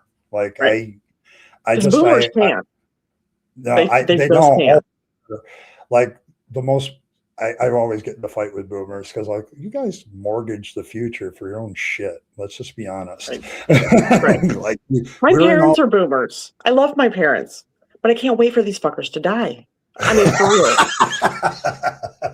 Like, No, I want my parents to live. Don't get me wrong, but like the rest of them fuckers, bye, bye, bye, bye, bye, bye, bye, bye, bye. I am so. They took everything that made all the policies that we enacted. The GI Bill and all. Like they took all of those policies, scooped them up, loved on them real good, and then broke them all to shit and scattered the bits into the sea so that nobody else could benefit from them ever again. Yeah, And fucked the rest of us forever and just dismantled everything that actually made this country great to live in. And I will never forgive them for it. The same assholes that told me when I was a little kid, when the internet was first, because I'm an old bitch. When I remember being in elementary school writing a research paper on Paul Revere, and I was not allowed. I was only allowed to use 2 internet sources, and one of them could not be Wikipedia. Like. There was such a mistrust of the internet just generally. It had to come from a book. It had to be a source, a physical source. I had to cite that shit. And now these are the same fuckers that are all over Facebook believing every conspiratorial nonsense that they come across.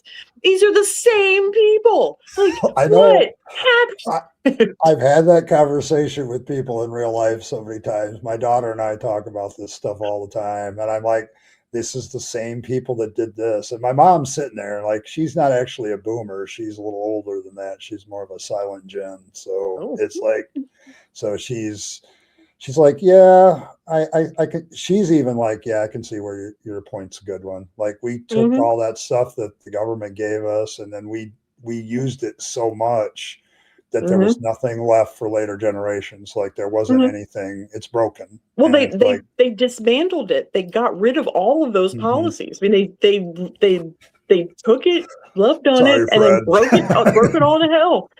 And sorry, Fred. And so it wasn't just that like the funds got used up or whatever. Like they purposefully and methodically ruined and erased all of those policies. One by one, just because they're the only ones that can have nice things. The rest of us can't have nice things. Like you guys really earned that title, the me generation. It was definitely all about you. Like it's like, dude, you're going to be forever remembered for that. Like, no matter what. They think that and they're still. I'm an elder millennial, right? Yeah. I have actually had these motherfuckers, like on these boomers on Facebook talking about, millennials eating Tide Pods. I'm like, babe, we're 40. We're fucking 40. We're adults. We are 40 years old. We are eating our goddamn avocado toast and getting our coffee at Starbucks, and you can't stop us. Yeah, but my son got mad at that. He says, like, somebody was talking to him like he was 12, and I'm like, he's like, I'm 30 something years old and I have 3 kids. Like, we're in this family thing now. We're in this live our life thing now. We're not the little kids anymore. Go talk to Gen Z or the alphas. The alphas, yeah. Go talk to alphas. Go talk to the alphas, like, because we're not there anymore. And it was the Gen Z eating Tide Pods. It wasn't the millennials. Like, we were already like fully adults. But they don't know the difference.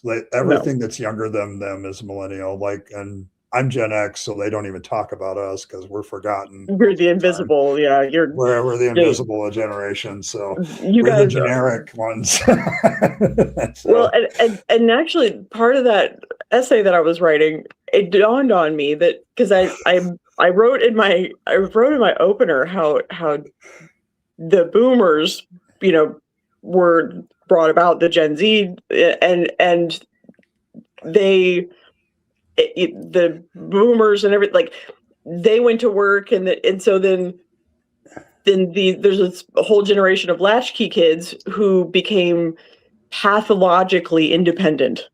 Yep, like, had to be to a point that it fucked up their brain. Yeah, Philbert does a lot of good stuff on this thing, because he's like, it's not that we wanted to be independent. It's not that we wanted not to have our parents around. They just weren't. And you were abandoned. We had to become independent. And like my parents kept an eye on me and made sure I was okay and everything, but I was better than most. Like it was like most of my friends were like, I haven't seen my dad in 2 days. I haven't seen my mom in 3 days. Like, it's like, and we're very feral. Like like, don't fuck with us. I would call myself feral. Yeah, we're very feral. We're very independent, but it's not like it was a choice. Like being feral is more like you're kind of growing up in the wild and you don't have any guidance. So you just kind of just go with it. Like the most Gen X photo I've ever seen is like this kid's jumping off on his bike on the street, and there's a whole bunch of friends but the dad is back on the porch smoking a cig. Like, that is so Gen X. Like, beer in hand, full top. So it's like, so like we now probably a positive consequence is we're very independently minded. Like you won't find two Gen Xers agreeing on everything. Like you won't find that. So it's like, it's hard to pin us down, but it's like, that's what I mean. You've got this pathological independence, but it's created a lot of coping mechanisms that are really unhealthy for like. I'm one of the few Gen Xers I know. I'm one of the few Gen Xers I know that goes to therapy.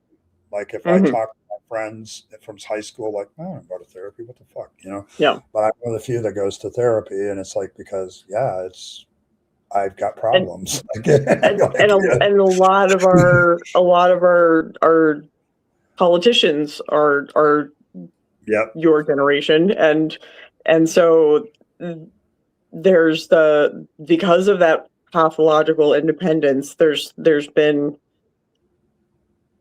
sort of a contracture of the country in a isolationist way that I think is really unhealthy and is really I see that too, because I'm one of the few people that's like, you do realize like globalism is a thing and it's not going away, and like cooperating with other nations and building things together is kind of the best way to go, right? Americans are like the world's worst. Like if you put an American and like literally anybody else in a geography competition, like we coming in dead last. Like we are one, but there's just the one thing, you know, it's like the globe and it's just the US, and it's everybody can fuck off. Everything else is underwater. We're just here. Right. You know, like, where's this place? Like, it's Lithuania? What? Who? You know? Lithuania? Yeah. Like, I actually legit had this conversation when the Greenland thing first came up. It was like, gee, where's Greenland? I'm like, you gotta be fucking kidding me. Right. It's what? Really, like, see this big island over here? There's not a lot of people there, but there's a whole shit ton of resources and strategic value to the place that people want. And that's all this is about. Thanks, Modern Atheism. I appreciate the birthday wish. Appreciate it. Yeah, but it's like, and to answer Nathan's question, I am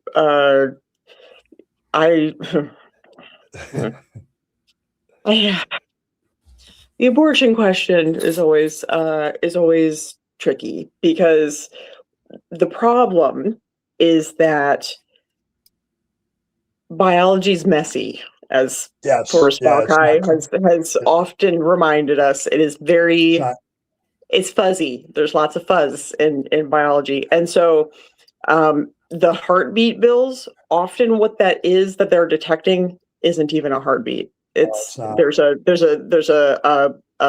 electrical signal that's being sent, but it's not an actual like heart, because that isn't developed yet. And the consciousness thing is still, there's a lot of research on it. None of it's like solid and conclusive yet. But yes, I am generally of the opinion that, okay, let me back up. So the problem with establishing a like clear delineation is that it's based on a false premise. Most women are not running around going, I just want an abortion now. Like that doesn't happen. That. Right. And so if a woman gets all the way to the point that we're talking about a baby having consciousness, she wanted that baby. So I can't think of a single instance where a woman was just like, you know, she's 8 months pregnant. She's like, I don't want to be pregnant anymore. And like wants an abortion, because they don't do an abortion. That's called a delivery, right? When you're past a certain point, there's a point of viability. And so that viability state is also murky, but when it's clearly viable, like you just give birth. Like you don't perform an abortion on a viable baby just because a woman doesn't want to be pregnant anymore. That does not happen.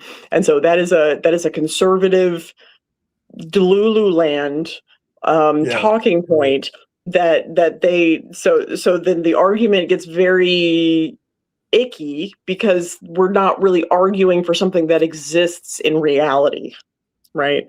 I don't need to really talk about any of that kind of shit. One, I don't think that anybody should be making medical choices for anybody except themselves, right? And their offspring, and, you know, maybe a significant other if they're incapacitated and been given that charge, right? Those are the situations in which you can make medical decisions for other people. When you're talking about strangers on the internet, I don't give a fuck what your opinion is. Like you, the general you out there in Magaland, like you don't know me. I don't know you. Because I don't know you and you are not my doctor, I don't give a fuck what you think. So if you think that abortion is evil, that's fine. That doesn't affect my life, because I'm an individual who has a thought process and needs and wants and shit, and that don't involve you. The fact that people can be running around the internet thinking that they can tell other people what to do is wild to me.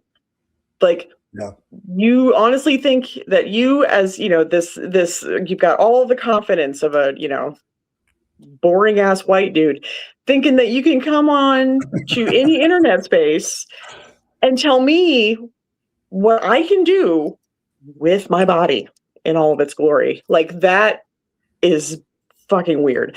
Because on that same, you know, if that's the game that we're going to play, then as an antinatalist, you at 18 years old can get a vasectomy. Just 18, we're snip. Like, that's it. Like, and then problem solved, you know, because it takes two to make babies. So the problem with abortion is that really, when it comes down to it, they just want to punish women for having sex. Yeah, it comes down to that. It's a very religious motivation for most of them. Like it's like I've said that many times. Like, and I was once asked, you know, what do I feel about abortion? I'm like, I don't have a uterus, so I'm not the person to talk to. Yeah. Like, I don't have a uterus. I don't have a, you know, there's no person here with a uterus that I might, you know. I'm not equipped to carry this thing, so it's not really something I should be concerned about. I'll leave that to the people that actually do those things. Yep. And the minute that you can push a grapefruit through your dick, then we can talk. But like, it's like, until then, you can shut the fuck up. Like I changed my the moment I got rid of the religious thinking about this subject, it's like, it's really not my decision to make. Like, and I really shouldn't be forcing this decision on women at all. Like, and once you get rid of the religious delusion, it was like, this isn't my call anymore. Like if a woman's pregnant, that's her call. Like that's not mine. So, oh, thanks, Fred. Yeah, I've gotten real. I used to get like, during any abortion debate, I would get like real aggro. But I've gotten to the point now where it's like there's no point in this argument because we're not arguing for anything that exists in reality. Like you're living in a Delulu land where like women are just like getting abortions for no reason. Like that does not happen. And so the problem, the really icky part of all of it is that men don't know how women's bodies work. Oh, no. And these men are in government thinking that, what was that line? The body can just get rid of it. Like, what the fuck are you talking about? Like, that's not how that works. And then they don't understand how we measure, like, how old babies are in utero. And so, like, the 6-week thing, like, most women don't even know they're pregnant at that point. No, like they can't even pee on a stick and have it show that they're pregnant at 6 weeks. A lot of them can't because biology's messy, and sometimes you might have a slower little swimmer, and so it might take a little longer. It's not the same. And I've told people I remember when I mentioned it to my daughter once. I said, "Okay, you have 6 kids. There's a pretty good chance you've been pregnant 12 other times." Like. And you never know. Yeah, 50% of they don't implant and they end in miscarriage just naturally. She's a good Christian girl, so she kind of cocked her head sideways. It's like, really? I said, yep, really. Like biology's messy, girl. It's not like you can't make these bold-faced assertions about it. And so I have Fred to thank for the hat, though. Like, yes. But yeah, I got to be careful about fangs, at this point. Like I can't talk about fangs. Indeed. So. Do I think that we should make abortion legal up until 9 months? See, again, it's not. That doesn't happen. That's called a birth. So when you have a birth, the problem is that when women are in situations where they are pregnant and their babies are in jeopardy, right? Yeah. And their babies are dying or they have died or, because shit happens. Men don't know what an abortion is in its medical term. They know what it is politically. They have no idea how doctors actually use that term and what it literally means. And so because of that, you have these women who have dead babies that they have to carry, and they get sepsis and they die. And because of a definition, literally a definition. I got in a big fight about it. I said that's what late term abortions, quote unquote, are for, is like you get these women, their babies die. If you make it illegal, then they have to carry the baby to term, and that's going to kill, that's dangerous to them. Exactly. And it's like, that's the only reason why it exists. exists. There was that woman in Georgia who was brain dead, and they kept her alive to grow, to be an incubator. She was dead. Yeah. And they kept her alive, and her existence was miserable, and her baby was not well, and was not mentally, is not going to be mentally okay, is not going to have a good quality of life. Yep. But it's alive, and that's what matters. And that's the entire problem with all of conservatism, is that they are preserving life for the sake of life, and that's not the important part. Yeah, I think George Carlin made the best argument. You guys are all concerned about the baby's life until they're born, and then you don't really give a damn until they're 18 and can join the army. And can join the army. Yep. They want little soldiers, and that's this entire red pill. There's red pill is both wanting, advocating that men never get married because, they're just gonna, women are just gonna. on a whim. I just had this argument, literally just had this argument with some idiot in the comment section of somebody's video where, women could just take their kids on a whim. Like, excuse me, not really. Women do not upend their not... lives and the lives of their children and leave their partner, significant other, whatever, on a whim. It's because he's an abusive bastard and she needs to get away from him. There's a whole host of legitimate reasons that have nothing to do with like her just waking up one day and going, okay, I think I'm done, and then just like walking out the door. Like that shit does not happen. They fundamentally live in a different reality. That's not always in the vested, like the woman is accessing whether that's in her vested interest to pull out and leave anyway. Like even it's just we're not getting along and we're having trouble with the relationship. It's like she's still not going to take that out. And legally, there's been a lot of legal things done so that, like, yeah, sorry, you're going to get visitation rights both ways. And like, there's a lot of stuff that has been progressed on that. So it's like, the more I listen to him, I'm like, I think you're bitching about something else. I don't think it's feminism. I don't think you're bitching, because feminism has always been, well, certain aspects of feminism kind of got off the rails a little bit, but most of it has always been. Fourth and fifth wave can get fucked. I like to call myself a 2.5 wave feminist. Yeah, like, because like when it's like the essence of feminism has always been let's find a way to get women up to this level where the rights are the same. Like it's like it's never been about a superiority complex over men or anything like that. And I just never have seen that. And I'm like, I get all the little tiny detail points of the unfairnesses you kind of point out, but I don't think cause is the right cause. I think you're wrong about where this comes from. So, yeah, the red pill seems to be on a mission to make men to victimize them, to take away their agency and to make them weak. And just because that's what that blame women screed, that's what it is. It's just they're not taking any responsibility for their own actions. They, heaven forbid that women actually want a man with a personality. Holy shit. Like, you don't just bring home a paycheck and then sit your ass on the couch and watch football. Like, maybe you talk to her? Like, I don't know.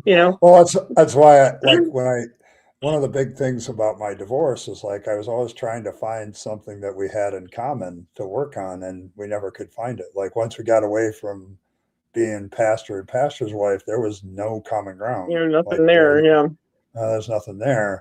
And so, it was just like, like there's the dog. The dog's going to steal the show. Had to make a cameo. Hello, yes, hello. I trimmed his toenails, so he's got fancy feet. Oh yes, sorry, very fast. Yes. Now he's got the zoomies. Okay, woo. Sorry. Oh, there's nothing to be sorry about. Dogs are great. Like I'd get a pet but it'd be unfair to the pet at this point. So it really is like having a four-legged child.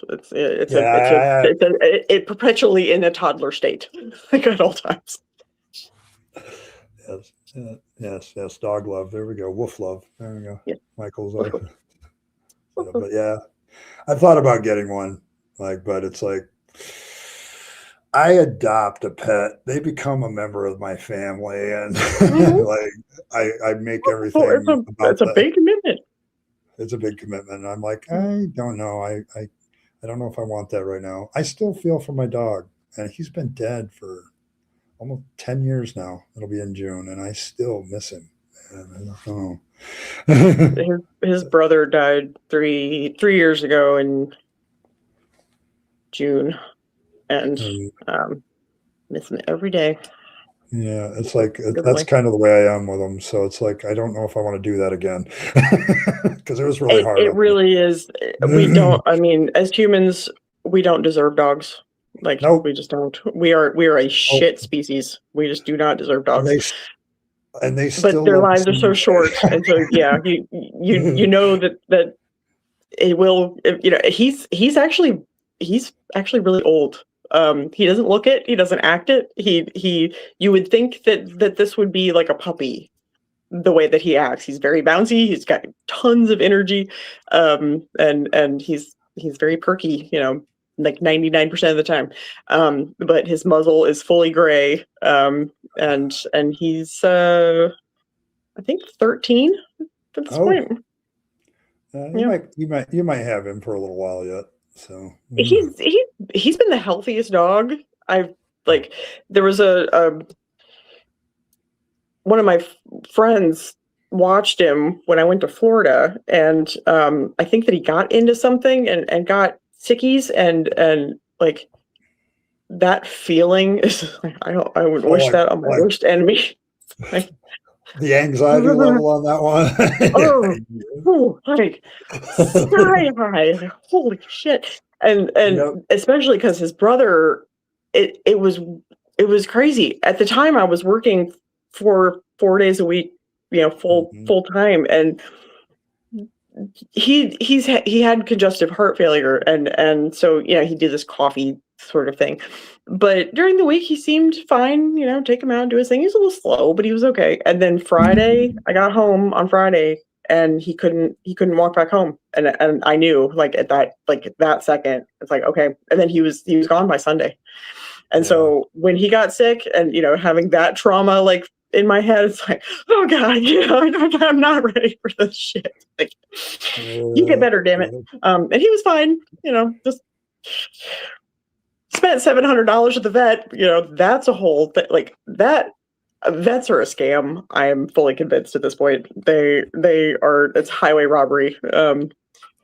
There's some. I wanted to get his teeth cleaned. You have to look, Earl, because there's some good ones that are cheaper, and they really care about the animals. And it's like, they don't care if you can afford it; they'll fix it. Like, I've seen a few, but it's rare. It's rare. Yeah, being in that situation where, like, you want to care for your dog, but you cannot afford what they're, you know, what they need, is so, it's such, like, I felt so helpless.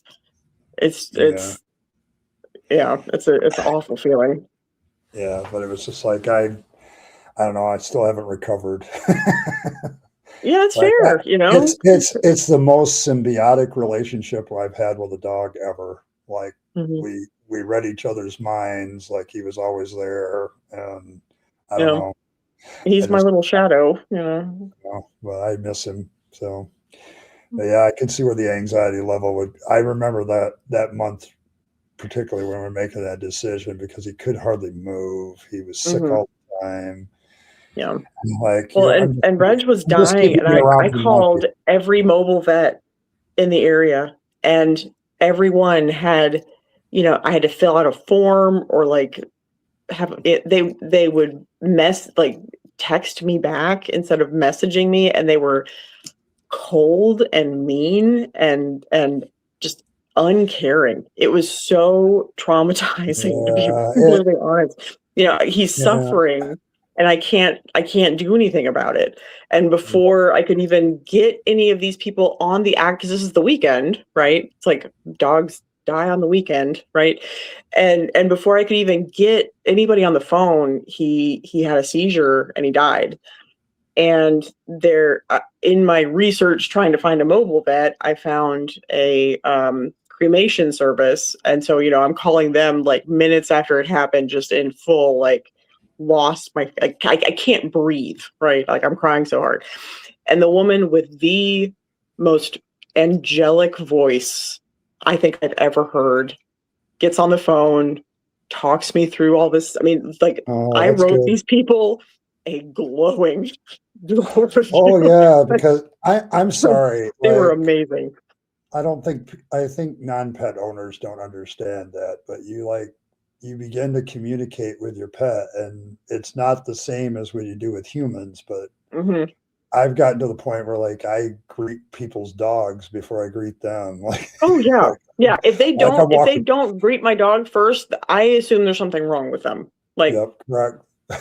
Like like to me, that's rude. Like, like no, having somebody dress like him that, first. like you just lost your pet, and they're like, "Oh my gosh, that is so Hmm. horrible," and they empathize with you immediately and connect. Oh, Hmm. that's just gold.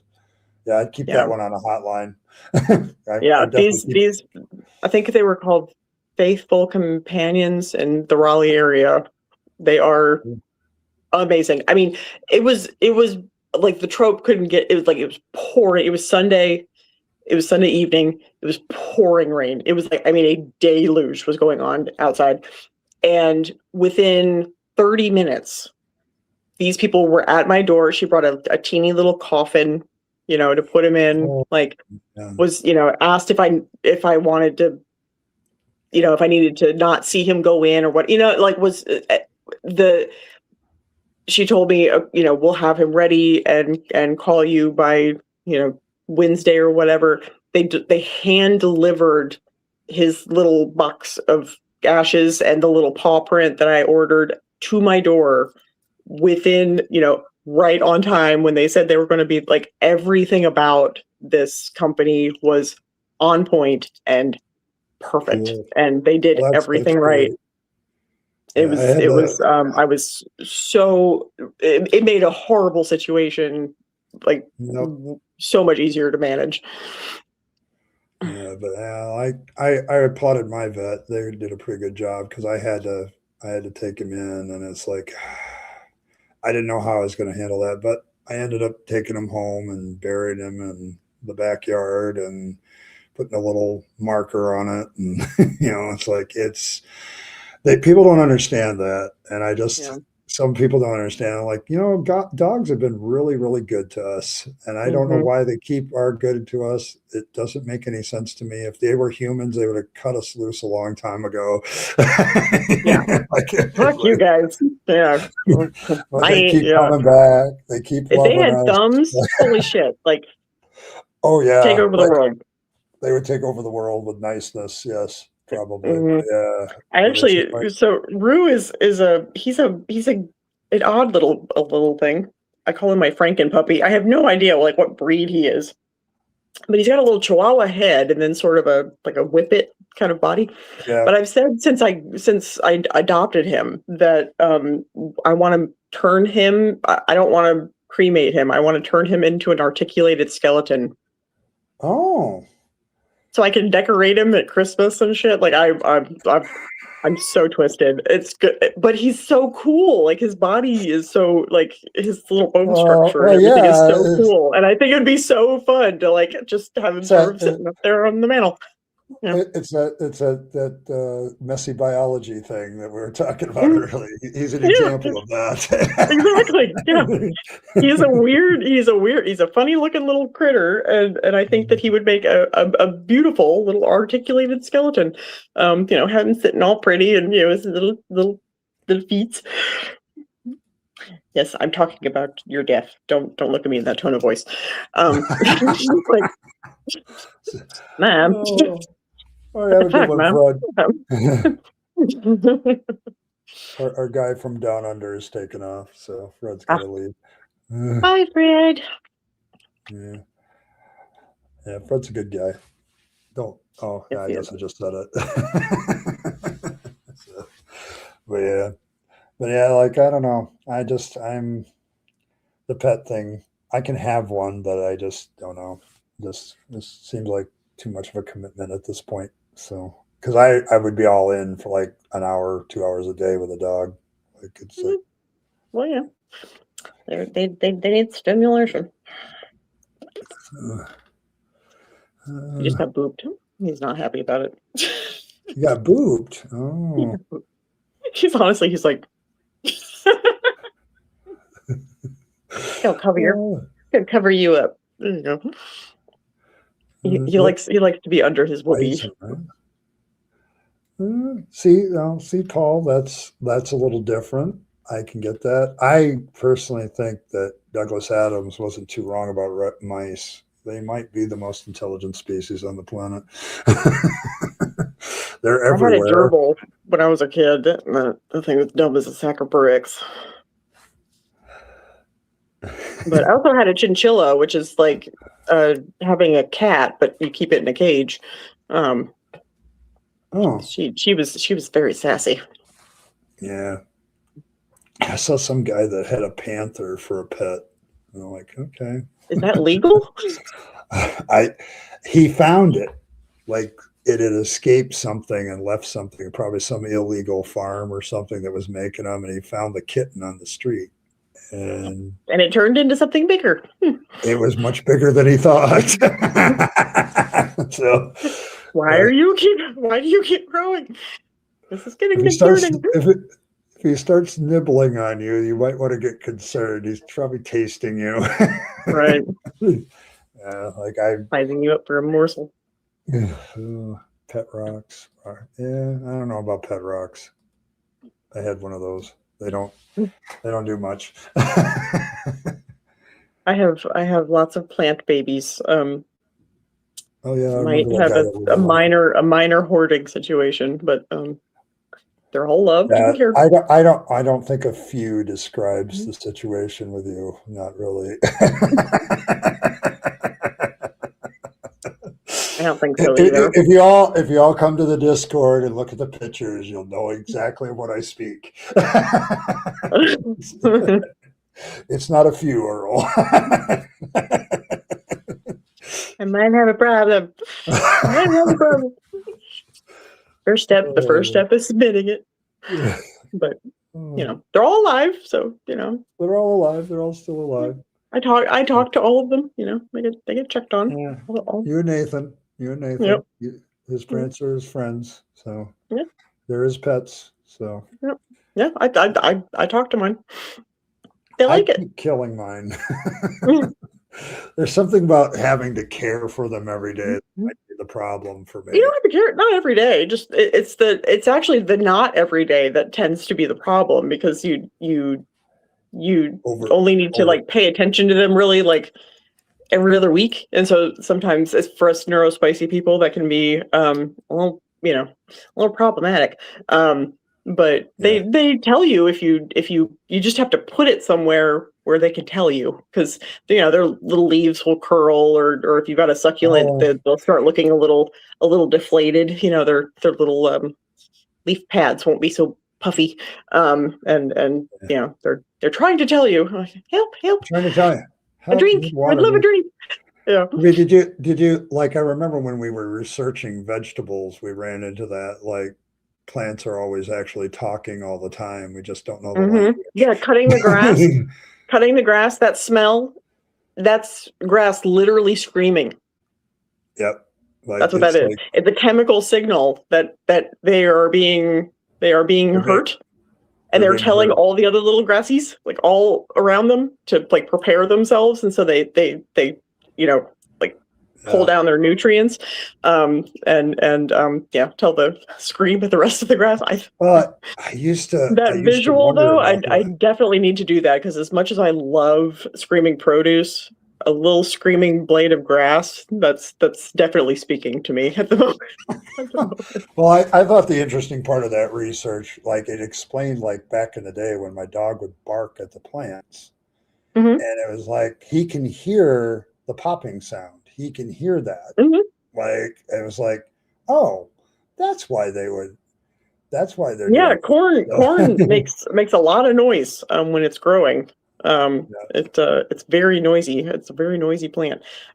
Tomatoes, if they're getting eaten by there's species of tomatoes that when they're getting eaten by, because caterpillars will come in, those horn caterpillars, those things will annihilate a tomato plant, and they'll turn black, and they produce a toxin that the one plant that's being attacked will produce the toxin that'll spread it to the rest of the plants and let it know, so that they start producing the toxin to get the caterpillars to move along, so they can't kill out the entire crop.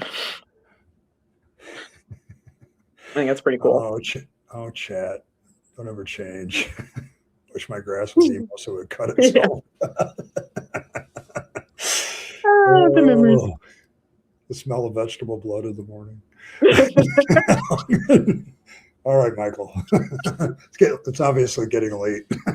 A little bit, yeah. Growing cherry tomatoes. Those are actually some of my favorite. I like cherry tomatoes. I love cherry. I love tomatoes. Every tomato. It's almost tomato season. I like doing caprese salad. I tend to keep basil growing because I use it in so much stuff. I get because I eat like a teenage boy. I get frozen pizza, but put like fresh basil and herbs Oh, and okay. stuff on it.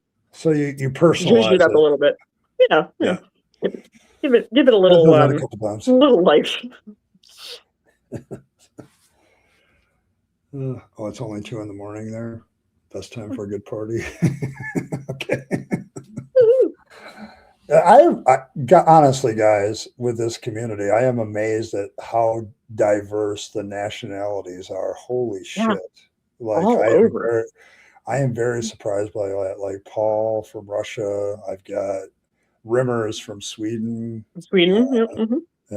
Michael here We is got a from couple of Germany. krauts. We got a couple of krauts in there. A couple of crowds. There's John from Holland. Hmm. I got like 2 Australians for sure. Hmm.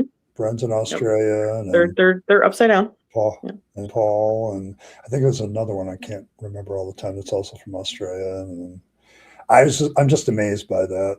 Like, and you guys show up at live streams. That's what's even more amazing. It's like 4 o'clock in the morning, and you're here. So I'm Yeah. just amazed by that. I don't know. Is it euphoric, or is it just like, okay, there's some guy that's giving me hope for Americans, or what is this? It's definitely humbling, I think. If I'm it, okay. Yeah. Like I want to burn it down right now. Like, Yeah. I when after the election, I had that stream with JL and yeah, trying to talk him off the ledge for wanting to burn the fucker down. Like, no. But yeah, like it's like the thing about politics, it's always temporary. You just got to wait a little while. It does happen. Change does happen. Like we're not the 1950s where the issues were completely different and very sideways. Like we got through that. I think we'll get through this. So.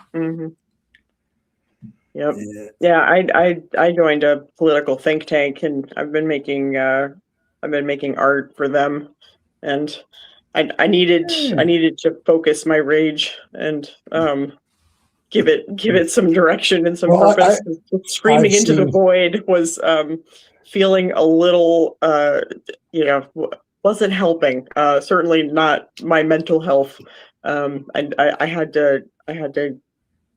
I need to feel useful when the world around me seems like it's going to shit, because there's not a whole lot that you can do when you're not in power, and so we got to get in power. I've had to get used to, like, is what can I actually do about this? Like, what can actually be accomplished? I try to keep my poli-sci degree tries to remind people there's only certain practical alternatives that actually might work that you might get people to sign off on. Like, you have to remember that. Like, if people are too ideologically entrenched, they're not going to accept certain ideas no matter what. Yes. So it's politics is slow for a reason.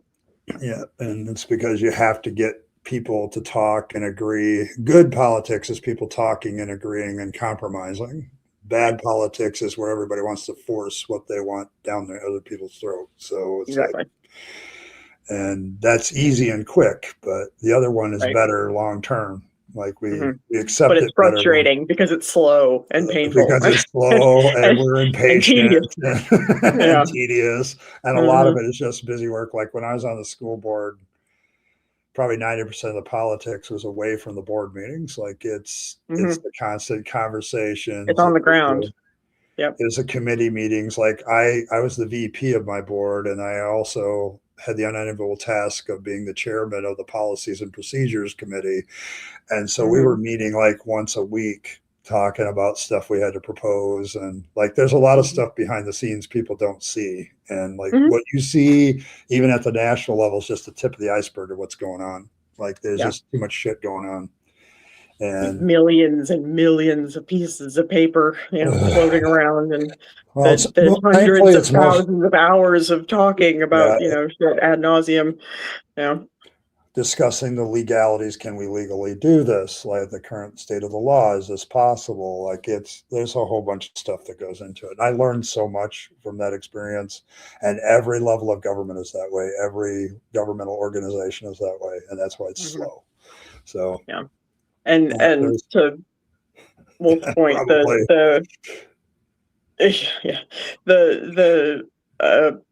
like how Elon Musk came in and work fast and break shit, like that doesn't work in politics. Nope. Like no, it that just was not doesn't helpful. work. And that's why Doge failed, because it just doesn't work that way. He did the wrong tactics. Like the idea of it's designed to not work that way. It's designed to work completely antithetical to that, like at all breaking points. The idea of government efficiency, and part of me wants to think that that's an oxymoron. It's an oxymoron, yeah, totally, absolutely. But the idea of let's cut down waste, that's fine, where the government's doing screwball shit, I can get behind that. Sure. But you don't implement it the way that Musk did. Right. We already had an entire agency that did exactly that. Already found all the shit that he found, he didn't discover anything new. He just said he did. But he took the credit for it and then shut it down. It's like, now is it governmentally efficient now with all these workers that were fired? They're now suing you. So now the government has to defend itself with lawyers. That costs money. And not only that, the hundreds, actually it's reported to eventually be in the millions by 2030 of people that will die because of the closure of USAID. Globally is horrific. Yeah, like people are like, well, we're helping other people. I said, that's kind of like I can get behind 1% of our budget. It's like there's nothing in that budget. It's not very big. And then they don't become a problem that we have to go in and fix later, because then they're going to be pissy with us because we didn't help them. Right. Soft power is still power, and it's really important. Getting favor with certain groups by helping them out in their time of need is not necessarily a bad thing. Not keeping diseases from spreading. Controlling things like AIDS and tuberculosis and things that cause really big issues. Cooties don't care if there's a country, a little line that we put on a map that says that this is a country. Like cooties don't care. They'll cross that line. They don't give a shit. The one thing I've learned in life, I guess, is we're not the most powerful species on the planet. It's all the damn germs.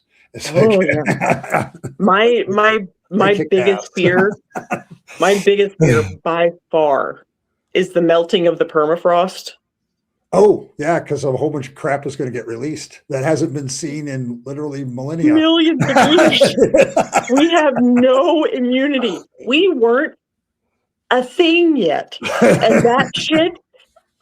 We as a species, a whole ass species, didn't even exist yet. And there is shit in that permafrost hibernating and waiting for its moment to strike. And we have zero immunity to any of that shit. It will wipe us out in a skinny minute. And I'm horrified by that fact.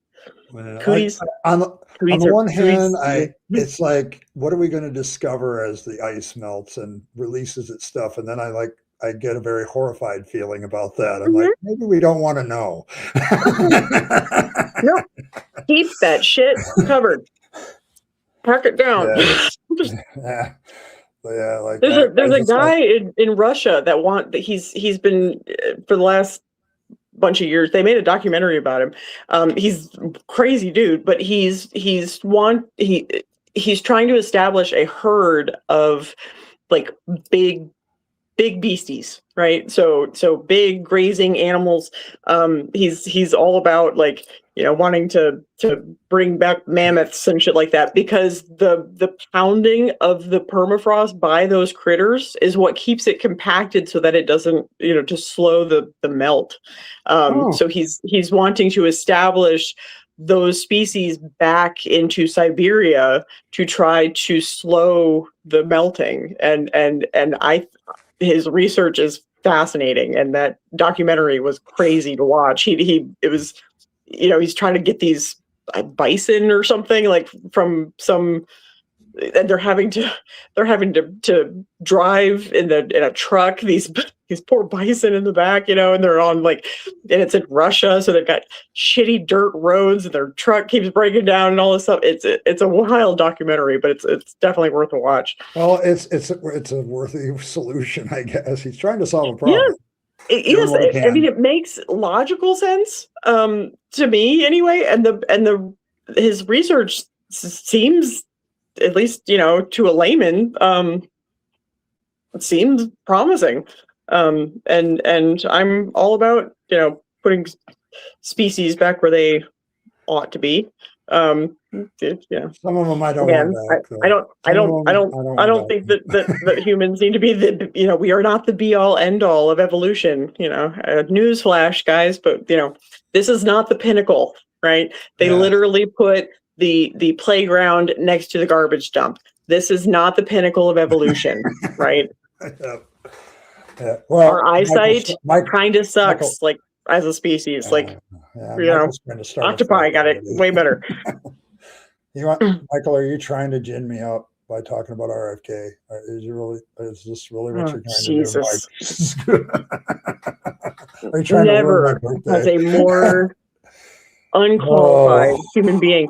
Just as a spokesman, the way he sounds doesn't signal health, right? Like, see, Nathan, it's not just the vaccine that gets me. It's the whole autism thing. Like he's basically put into a place where autism is just being ignored. Like we're just being straight up ignored. Like, first we're putting a database for research purposes. Yeah, I got the answer for that. Yeah. Like, nope. Okay. No. That sounds a little third rate. If you're a legit research organization and you want my information because you're trying to help the problem and fix it, I'll gladly participate in that. But I'm not going to have something run by some MAGA clown having my information. I'm not doing that. No. Like, nope. No. And then the Tylenol thing, I'm like, because that was the big announcement. Like he says, we're going to have a big announcement on the cause of autism in 6 months. 6 months later, it's Tylenol. I'm like, really? Proud Tylenol American. An old debunked scientific pseudo bullshit thing you're bringing out. They literally misinterpreted an entire research paper. Like, yes, I know. It was they read it, didn't compute because they're too stupid, and then announced to the world that like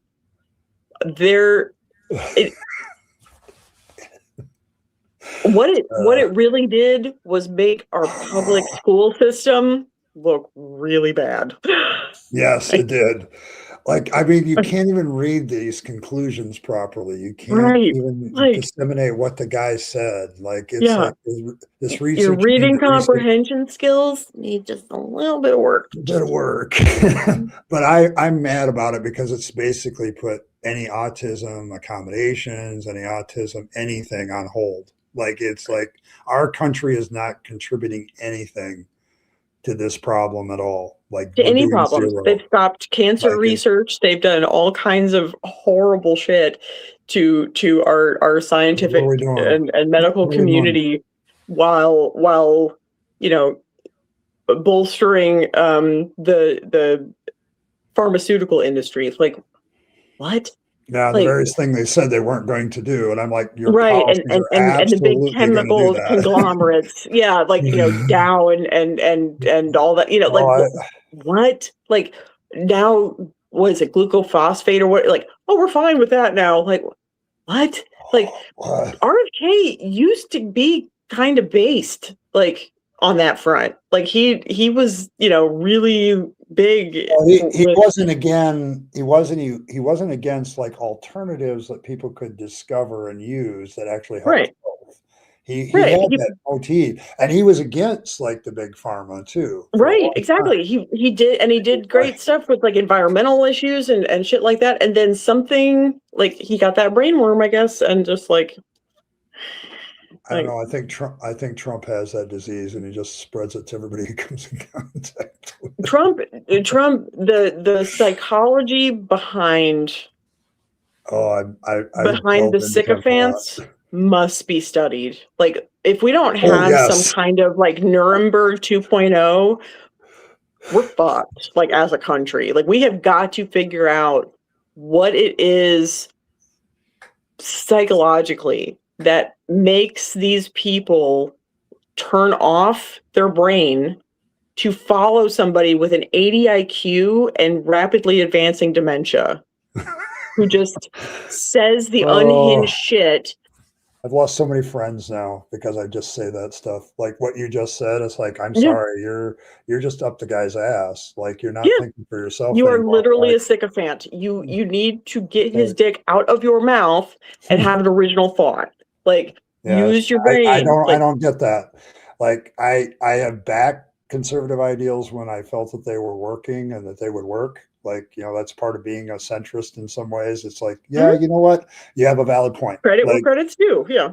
credit where credit's due. But it's like I've now got to the point where like I don't hear any good ideas coming out of you because you're all like up his ass. Like Hmm. you're not thinking for yourself anymore. And Right. it's like, where are those good ideas? Well, they're not here anymore. And it's Right. like politically, it's just disappointing. Like it's like Hmm. and there were several. I was listening to a conservative commentator that was like, it says, I'm still conservative, but I'm former MAGA and former America First because these guys aren't that. Like Hmm. I'm done with them. And he says, Trump, you killed the legacy of your family probably for another couple generations. He says, when it's all in the wash, yeah, at the The end of this, legacy of his family. yeah, He it's had going a to go right down legacy. His yeah. father was a racist, Oh yeah, horrible human like being. he was a terrible human being, and it's like you. He says anything you have left with conservatives is going to be gone. Like there, and I agreed with him. I said, and you're probably going to hurt the Republican Party for at least the next decade. Like Oh, at least, because yeah. The Republican Party, as we know it, has been dead for the last decade. I think that what happened was that because Trump ideologically doesn't have any principles, he right? goes He whichever way the he wind. does he does what will make him popular because he's a malignant narcissist, right? He Yep, will correct. only his main goal and focus in life is to make himself look good and feel good. That's all he cares about. He does not give a shit about any other human being, including his own children, mind you. Oh yeah, that's been Um, demonstrable. Like he yeah. will throw his own family to the under the bus if it saves his Oh, ass. Like he's done yeah, it several scheme in it. Yeah. And so times. the greater Republican Party and conservatism and all, the Heritage Foundation and the Federalist Society and all of that shit, they all saw an empty vessel, to use Yep. the biblical term, and that they could just impose their own ideology onto. And as long as he was getting votes, and as long as people were around him that were giving him, yes, good job, Mhm. then he would do that because Yep. the man ran as a Democrat, like back in the 90s or whatever. Like Yeah, he was a presidential candidate in 1996 on the Democrat Party, and he right, didn't make it. exactly. Like So he yeah, didn't he has win, but zero principles. He's zero principles. so And so he has nothing fundamentally about him because again, 80 IQ and nobody home that he holds to. So because there's really nothing in there that he's motivated by except his own greed and his own narcissism, they saw that as their vector to power, because he could, he I don't get it, but like, people think he's charming, they think he's funny, he's not afraid to say the quiet part out loud. And so he's normalized saying awful shit that, all the people that were really just racist assholes and sexist and all of that shit. He's just saying it out loud and normalizing it, so they feel comfy with that, because that's how they felt the whole time. So now he's just putting it out into the greater zeitgeist, but he doesn't believe any of it. No, and they don't see that. Like, they don't get that he doesn't actually give a fuck as long as he's in power and as long as he's happy. Yeah, like I've made that observation. I said, like, what political principles does Trump have? And they're like, well, he does this. I said, no, he doesn't. He's gone against certain things. Like, there's been certain issues. Like, you need to listen to the guy. He's not a Christian, right? He's not a Christian. He's not a Christian. So all the the fundamentalists and the crazy pastors all, like, laying hands on him and shit like that. He's never, he admits in his book, I think it's in The Art of the Deal, that when, because he went to a church with a very famous pastor who wrote a bunch of really problematic books. And the reason that he liked going was because he was learning how to convince people of bullshit. And he liked how he was able to do that and captivate an entire room. He went to church to learn public speaking. He had no interest in any of the ideology. The man has literally broken every single one of the 10 Commandments. I mean, every one. Every single one. I said, which commandment hasn't he broken? Like, which one? Like, none. There's none. There's absolutely none. And he he's not the arbiter of good Christian values. The man is a thrice married adulterer who has cheated on every single one of his wives, was boinking a porn star while Melania was at home with a 4-month-old infant. Yep. This man is not a moral, like, good person. And how any Christian, at this point, can support him, any of them, you're a hypocrite. You're a hypocrite. You're a liar. You don't actually believe any of the shit that you're saying, and I no longer take you people seriously, because if you back that motherfucker, there is nothing in your ideology that you truly believe. If you are able to look at a man and support him as the degenerate piece of shit that he is, and still call yourself a good Christian person, like, fuck you very much. I've had that conversation with some of my still Christian friends. I'm like, how do you back this guy? This guy would, in the 1990s, if he ran on the Republican ticket, he would have been gone simply because he's been divorced and remarried 3 times. Like, he would not even. Christian. I mean, when he was running, the first time during the primary, they hated him. They hated him. Nobody thought that he was going to get elected. Nobody. Yeah. And then he became the front runner, and then they just said, okay, because again, they have zero principles. They do not care. Yeah, it was all about winning at that point. We got the guy. It's just about power. It's about winning and power. And I'm like, they wanted to put in conservative judges so that they could punish women for having sex. And, they wanted to impose their will on the rest of us. What conservatives don't understand is that the same things that they want to enact in this country, all these fuckers that, essentially want to create, your Peter Thiels and your JD Vances and shit. They want to create a theocracy in this country. Everything, every single policy point that they have ever mentioned, everything is all the shit that you see in failing third world countries. Everyone. And they want to, and they think somehow, because again, they do not live in the same reality, that because it's America, it'll be different. Sorry, sweetie. That's not how that works.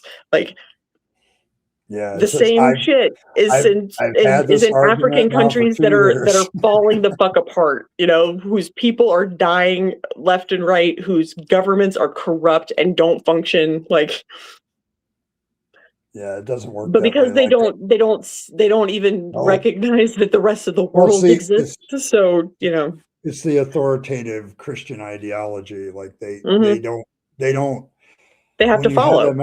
They have to follow the Bible. They have to follow their ideology because they're taught you can't challenge that. You're not allowed to challenge it. Well, they're taught to follow a dude. They're taught to follow a guy. There's a guy on stage who's telling them all the things, and then they just take for granted that is guy. True. Yeah. I used to be one of those guys. They follow that guy, you know, and that's... Oh, gosh, that used to make me so uncomfortable. There is something fun. Like, they've done a little research on this where there is a physiological difference in conservative brains versus more, you know, progressive brains that predispose them to follow the sycophancy. To authoritarianism. Yeah. So it's like, but it's authoritarianism is drilled into you if you're in a Christian church. Like, it's the authority of the Bible, the authority of the pastor, the authority of God. So yeah, I can see where that's attractive to certain people, but it's also drilled into them. Like I used to be that guy. Like I used to be and some of the most uncomfortable moments were like, can you pray for this? Because you have more authority with God than I do. And I'm like, what? But the benefit of that thinking is that they are always in lockstep, right? Yep. They're very unified. Say the same thing. They say this, you know, they have quippy talking points that they repeat ad nauseum, just over and over and over again. And they get bored into our brains and disseminated to the masses, and they say the same thing. You know, Trump says it. Every talking head on, you know, news and in any media will immediately start repeating that same talking point. And that is their strength. And that was, you know, when I wrote that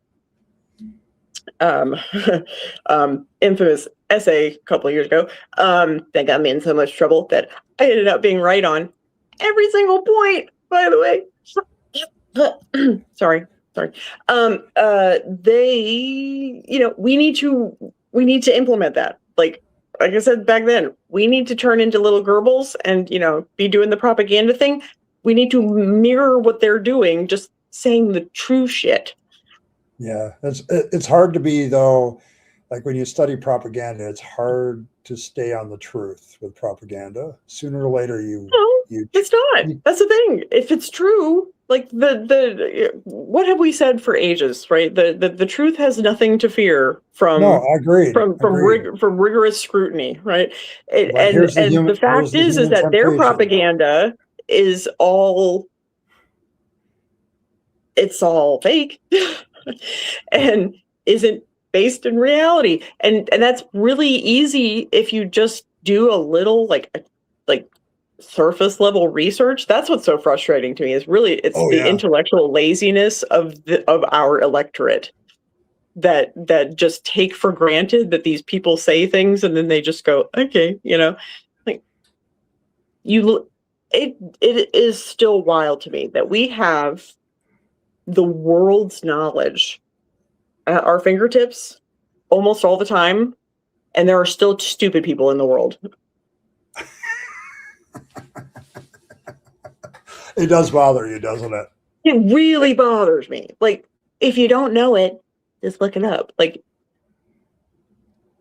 and you can train your algorithm. Like, I've trained my algorithm. Well, it is on point. When I research something, it comes up with, you know, the very first thing, besides the AI that I can't get rid of, but, you know, I can't help that. But after that is all research papers, right? Yeah, I'm not getting rando blogs from some, you know, dipshit somewhere, like, you know, in Milwaukee. I'm getting research, like peer-reviewed shit. a whole list of it, and I can go through and find the actual information. It's like, it's not hard. You just have to want to know things, and to know that they're true, and to be able to verify that they are true. The biggest. We saw that. Didn't we see that Monday? Like, the guy was quoting us like different people that believe that Jesus is a historical person, and literally he puts in a name. I'm like, Richard Carey is a mythicist. That's an argument from authority. Like, yeah, it's like, I'm like, I don't really care about the argument from authority, but like, you don't even have your facts straight of who's on what team. Like, how is this possible that I can spend 5 seconds and come up with a list of 47 people that don't believe Jesus was a real person, that are certified PhD scholar level historians, and post the link to that, and somehow you didn't even bother to do that much research, like to make your claim. Like, nobody seriously thinks Jesus wasn't a real person. I beg to differ. Yeah, I beg to differ. I mean, if I'm just one example. I never say anything to anybody if I am unsure, and if I do, like, I'm hedging the shit out of that. But like, if I make a statement, like if I'm a mod on any channel or whatever, I make a statement, I research that shit. Like, that is, and if I'm unsure, I research it before I type. Yep. Yeah. It's like, I've gotten like, so like when I'm doing a stream, putting bullshit out into the universe, like, I've got the chat over here on my stream. Of course, I've got StreamYard up because I'm in control of everything, but I also have 2 tabs open. One is to you, because I never know when you're going to drop art on me, and it's just easier to do it that way. Yep. And then the other ones, I automatically have a research tab open, so I can just type something in. And if I don't know, like, I think that's what really bothers me sometimes, is like, religious minded people always have to have something that they know, and they have to have an answer. They have to have an answer. It has to be the answer. And even though I don't know why they don't find the answer unsatisfying like we do. Like just saying God did it and then stopping there, like, it's a thought terminating, just when you just say, oh, God did it, like, you stop thinking. You stop being curious. I find when people aren't intellectually curious, I find that honestly, like, repulsive in another human being. Like, I want nothing to do with you. If you don't have just a smidgen of like, I wonder why that is, and then like go and do, figure out why that is, you're a garbage human being, and I want nothing to do with you. All right, Michael, first of all, I appreciate that you used fangs in your in your thing. I appreciate that top notch. But yeah, this is like, Michael, how many times have you been present in a stream where this has been the problem? Like, I get an apologist in here and they don't even research what they actually believe. Like, they just don't even do that basic bit of work. Like, the most infuriating thing about having a discussion about evolution is, like, you can literally ask this question of the internet and get like tons of papers and research. Like, literally, you'd have a Google search that would have 100,000 sources for proofs of evolution over and over again, but you can't even do that little bit of basic stuff. And I'm going to say it. I'm comfortable with saying I don't know, but you know what? I'll dig around and see what I can find out. Like, I think this is like the lack of curiosity. Like, one of the most famous historical examples that pains my heart is Isaac Newton. Like, he got to a certain point in mathematics and he said, well, it's just a mystery of God. And he stopped researching mathematics. He quit. And then somebody comes along later and solved the problem. Like, if he had just stuck on it for a little bit longer, we would have had that benefit of that knowledge a little bit quicker. But it's this, and people say, why are you an anti-theist? That right there. That's why. That right there. Because it encourages anti-intellectualism, and it encourages ignorance. And I think that both of those are flaws, like fundamental flaws of personality. With a mystery God. Yeah, it was like, he put it that way, like it's a mystery that proves God. And, that's why I can't solve this problem. And it's like, dude, so close. So, you know, like, so, but yeah, this has been my anti-theist rant. Like people say, well, it doesn't do that much harm. It actually does some good. And I'm like, just the anti-intellectualism of not being curious anymore. Like the one thing that's kept us alive as apes is that curiosity. Like it's also gotten a few of us killed. Well, not as killed, but, yeah. But we learned. Don't do see what that guy did. Joe don't do that. Did. Yeah. Like, yeah, he died. Don't do that. He died. We ain't doing that. That didn't work. But yeah, like trial and error, you know. Yeah, but it's like it's that. It's like the limitations you put on your relationships. Oh, there's these fine people that I could be in friendship with and all this other thing, but you know what? They're not Christians, so I can't be friends with them. And it's like that person and that person would fit perfectly with you and would enrich your life, and you're not going to be friends with them simply because they don't have the same religion as you. Like that's just dumb to me. Like it's like it's this whole tribalistic, I'm going to limit my knowledge space to this group of people, like that. It just drives me nuts. And it's like that's a daily harm that harms us every single day. Like it's there all the time. All the time. Yeah, it's pervasive. I see it everywhere. And we need to make brain wrinkles sexy again. Yeah, that'd be nice. You know, I want that meme. Like, you know, does your brain even lift, bro? Like, I want that back. Does your brain even work? Yeah. I want to make shame. I want to make shame great again. I want to make. I want to make brain wrinkles sexy. I used to have that argument sometimes. Well, we shouldn't make people ashamed. I said, no, shame changes human behavior in a quick hurry. Like very quick. Yeah, because MAGA have no shame. They literally are shameless. They're an example of what the problem is when you don't have shame. Like it's like you'll say anything to anybody. Like Trump's a great example of that. He gets in a bind, he just insults somebody. It's funny because the opposite problem is true on the left. Yes. Right. So they shame for the dumbest reasons, and their purity testing has actually like shifted the Overton window. Like, you know, that's what made a lot of the, you know, young men vote for Trump last time was because they overuse shame. The left has too much and abuses that power, and then the right has zero, and we need to figure out how to like bring that back. There's a balance somewhere in there. Like we need to, if you're going to shame somebody, it should be a damn good reason. Like it should be a real reason. So not. I mean, but there used to be accountability, right? You know, you used to, as a politician, you fucked up. I don't recognize that word. What's that word again? Accountability. Right. I know. There's a head scratch. Like I've heard it so long.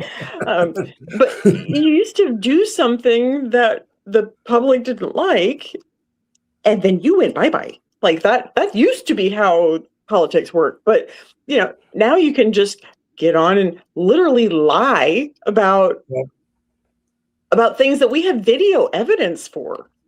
And say it with your full chest and then be able to go to work at that same job the next day. Like, what? Like, where does that exist anywhere else in society but politics now? It's like I don't know what these I think part of the older politicians' problem is they think it's the old days where you could like keep information secret, like you could record them saying something, and like phones don't exist in everybody's pockets because they told us those same fucking boomers. They told us that, you know, we weren't going to have a calculator in our pocket. Well, guess what, motherfucker? We do. I don't just have a calculator in my pocket. I literally have the world's knowledge in my pocket. I got an AI, the world's knowledge in my pocket if I choose to use it. Like it's like, and like. Jokes on you, guys. Jokes on you. Accountability is filing your own bank account. Yeah, that's probably it. It's a strange term. Like nobody carry the two, you know.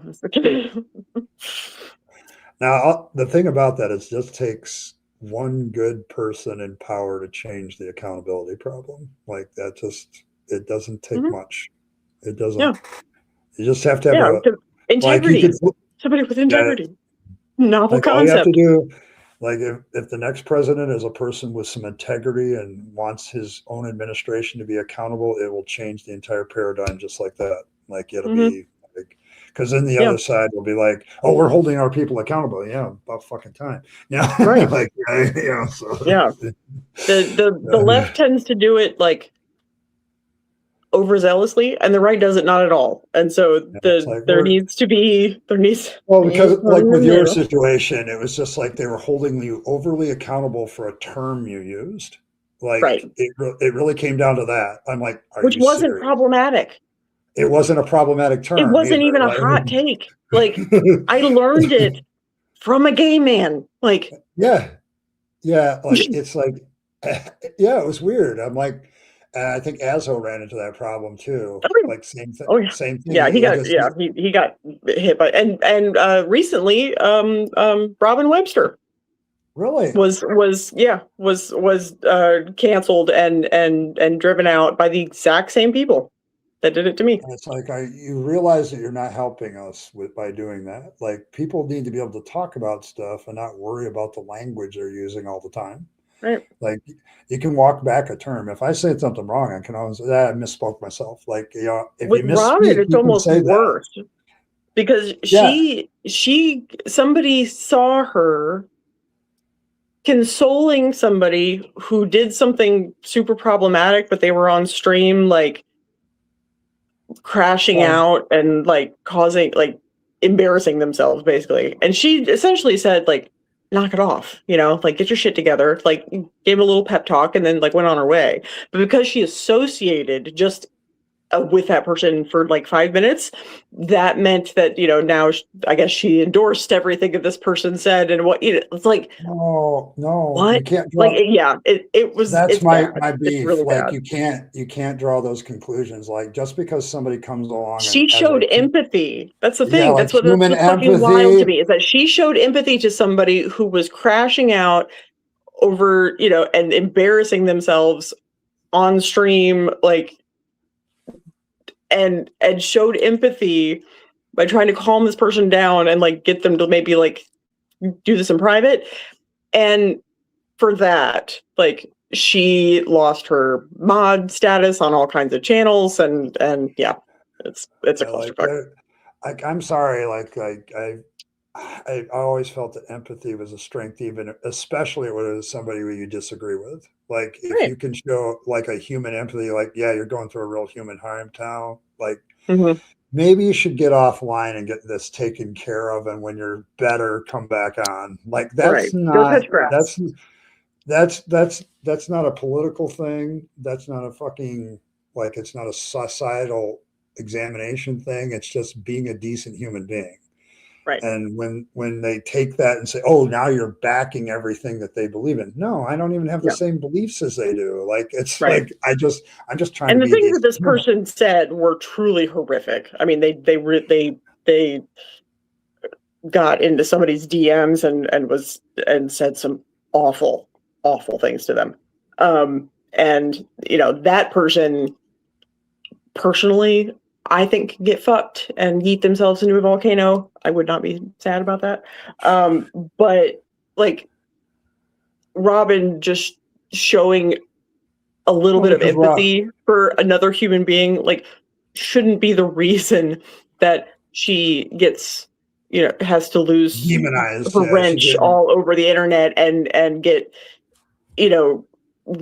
blocked from channels and shit. Like, that's fucking wild. That whole, I do not miss any part of that community. They are so toxic and hateful, and their bullshit, claims of inclusivity and and just radical acceptance and all, fuck all y'all. Like, yeah, like I've been asked that question, like why I don't do things. Well, I've been informed of how they treat people if you get out of line. Right.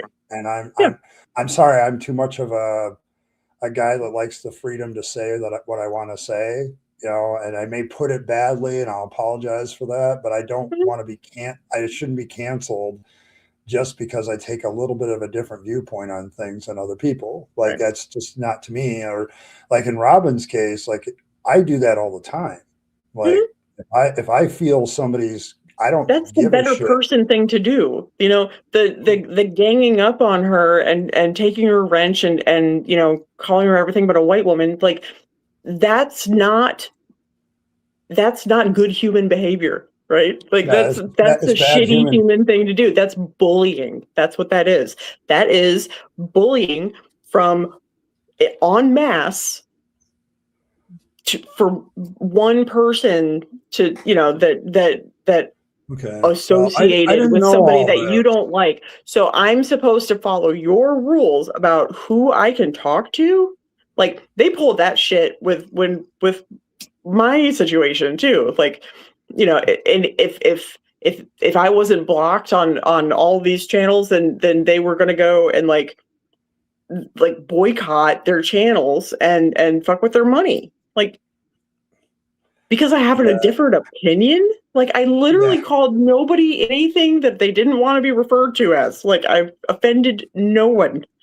They, Except a they group of post people all that their were little live. linkies and all their little shit about how Yeah.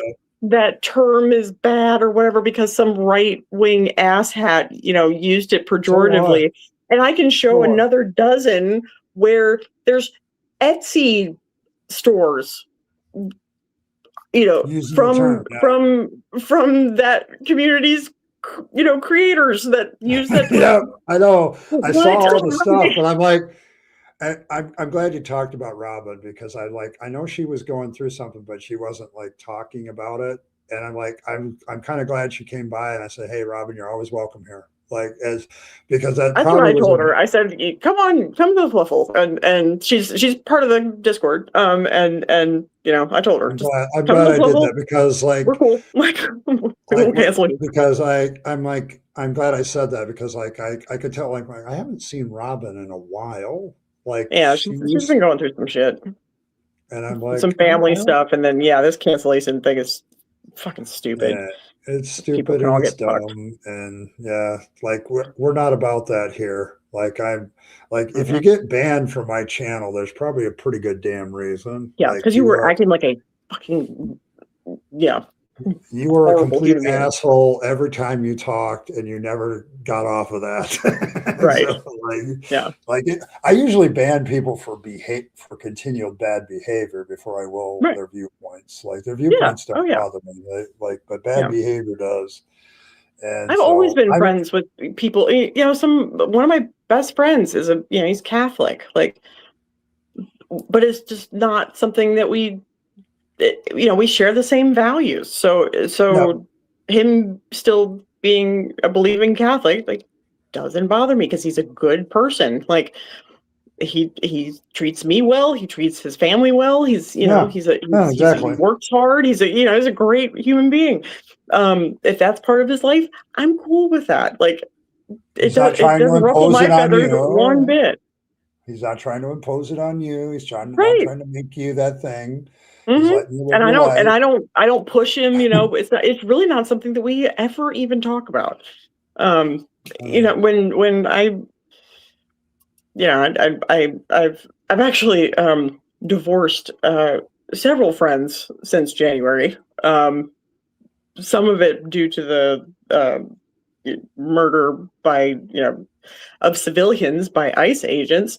yeah, that was Some a hard one for some me. I had to cut some people off. Like I'm uh, like, dude, yeah, if you especially like the first one, I suppose you can argue a bunch of bullshit, but the second one, I'm sorry, that's straight up murder by the government. Like that that was was straight up straight up.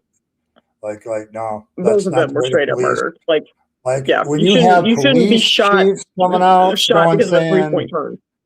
yeah, but like when you have police chiefs coming out and saying that's shitty police work and that guy should not have died, like Right. you have a problem. Yeah. Okay, like That guy was disarmed and then shot in the back 10 times by two yeah, different people. Like that was for the guy was the ICE agent was pursuing somebody across the street, right? Not this, Preddy wasn't yeah. anywhere in his like Yeah, he wasn't way or even over anything. there. He wasn't in his way. The guy He was went just into a donut shop and they locked the door, and the guy got big mad because somebody witnessed that he lost his suspect or whatever. He got big mad and went across the street into his space to assault a woman and, you know, shove her into the snow. And then, you know, he has the audacity to have, again, this seems to be a running theme today, empathy to like want to help that woman up. And for that crime, you know, he deserved to die. Like, that's not funny. That's not joke worthy. You know, it doesn't matter that he had a weapon on him. He's legally allowed to carry one. He was legally carrying one. Like, oh my it doesn't gosh, change any of that. Like, it just, I lost three friends over that one on Facebook because I'm like, they were like, "What is he taking that to a protest for?" I'm like, "Oh, like Kyle right. Rittenhouse." And Like, again, these people have no principles. The same people that cry about the Second Amendment are now suddenly saying that like you can't have a firearm at a, you know, where you are legally allowed to have a firearm. Like, what? There was a couple funny memes that came out of them. Like, you have the one guy driving the one way, like conservatives trying to make gun control arguments, and then Democrats starting to make like he was allowed to have a gun argument. Yeah, like, right. Yeah, that was a little wild to watch. But like, wait a minute, but you're the NRA party. Like, what is happening? It was, you know, it was just, I had a real surreal moment. I'm we like, switch bodies. Right. Like, but it was just like, it was at that point I did lose a few friends over that one, over the hypocrisy. Like, you just demonstrated to me that you don't have any principles. Like, if you had stuck by the guy that he had every right to have a gun and all this other stuff, but you guys literally just made the other guys' argument because it was convenient for you to do so. Like, it's like, damn it. Because they're bootlickers. Yeah. They just, you know, they did not listen to Rage Against the Machine close enough. Yeah. Yeah, they didn't. You know, that's great. That's what that whole song's about, guys. You know, didn't know if you know that, but like, maybe you should look that up. Yeah. They like to use their music to, you know. Yeah. But it's the opposite of. Yeah, it was a bad time of year for some of us, because I was like, I don't know who these people are anymore. Like, it's not just a question of politics and differing opinions. It was like, where do you stand? Can I trust you? Because you don't. Like, I trust a conservative if they stuck to their conservative principles all the way through that, because at least they're being consistent. Like, but when I see flip-flopping like that, it was like, I don't know if I can trust you with anything anymore. Like, are you my friend? Like, to be clear, like, you know, we should encourage people to change their mind given more information, right? Yeah. That should be encouraged. Because there's that is a talking point amongst Republicans that I see all the time. They did that with Kamala, you know, during the elections. Like, you know, she had some idea about with gun control, doing buybacks, banning assault rifles, whatever. Given more information, she changed her mind. That's not flip-flopping. That's growth. Like, we should encourage that, right? Yeah. We shouldn't. The problem with conservatism is that they're conserving. There's literally no growth, right? So it's like, they're just trying to hold on to what they're holding on. Yeah.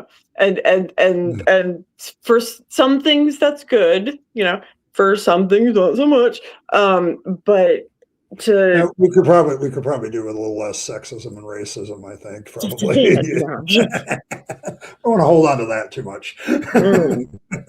No, I don't want to be barefoot and pregnant. You don't?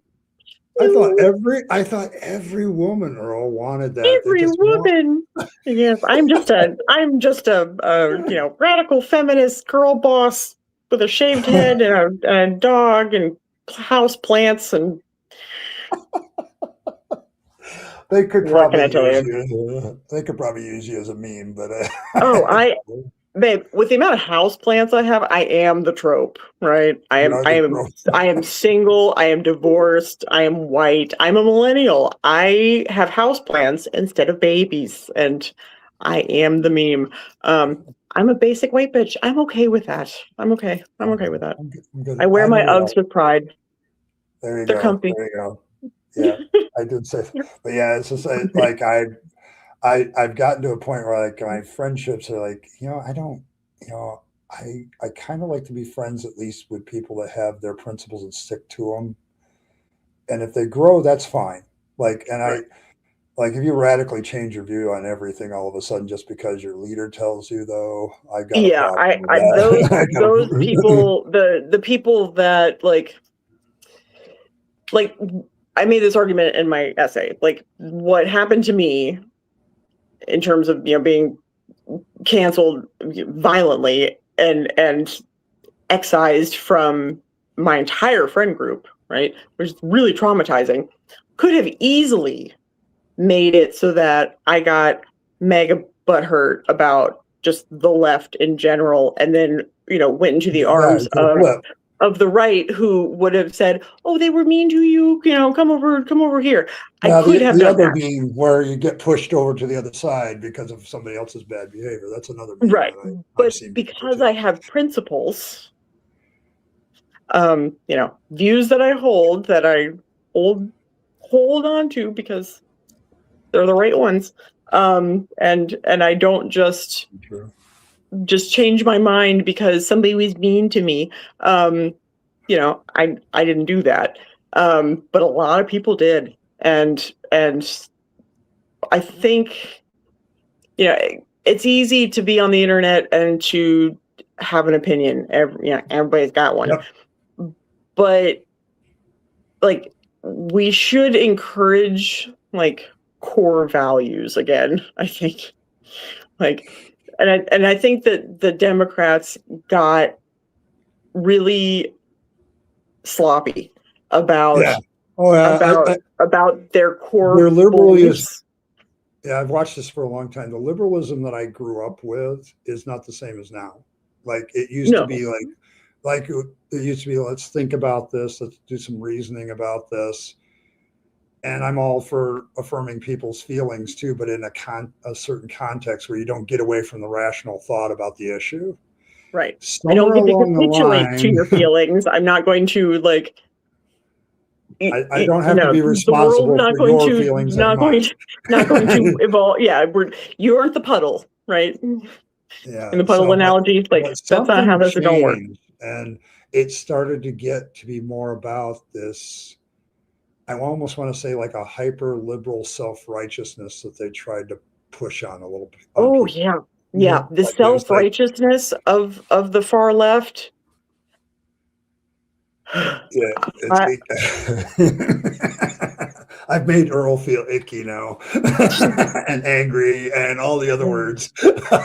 All the things. It's this lack of they don't see their own hypocrisy. Yep. But they have this self-righteous energy that just because they are the left, they think they're right.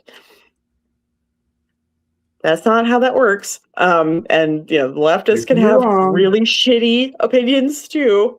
We can be wrong about stuff, Yeah, but there was that change. You probably shouldn't gaslight an entire community, entire country into believing things that aren't true. That probably shouldn't happen. Just to soothe your feelings, like that. And the left did a lot of that, and thankfully we're getting away from that a bit. But the Democratic Party, like as the DNC, really needs to abandon that shit. They need to abandon the tankies. They need to try to focus where it's not, we abandon the girl boss shit. We abandon the fifth wave feminism nonsense, because feminism at its core is that you are a woman and you get to choose what you do with your life. Yep. Yeah. But if that means staying at home and having babies, we should empower women to do that, and we should make it possible for them to do that, and to raise their babies with dignity, because that's what they want for their lives. Like, that's not my choice, but that's not my choice. I shouldn't choose for somebody else how they live their life. And they're I've always said that the far left and the far right, it's an Ouroboros, right? That's the snakies eating their tails and shit. It just, because the same sort of authoritarianism and need to finger wag and tell people how to exist, start getting more and more extreme the further out towards the left or the right that you go, and eventually they sort of start meeting in the middle and start looking real third ratey.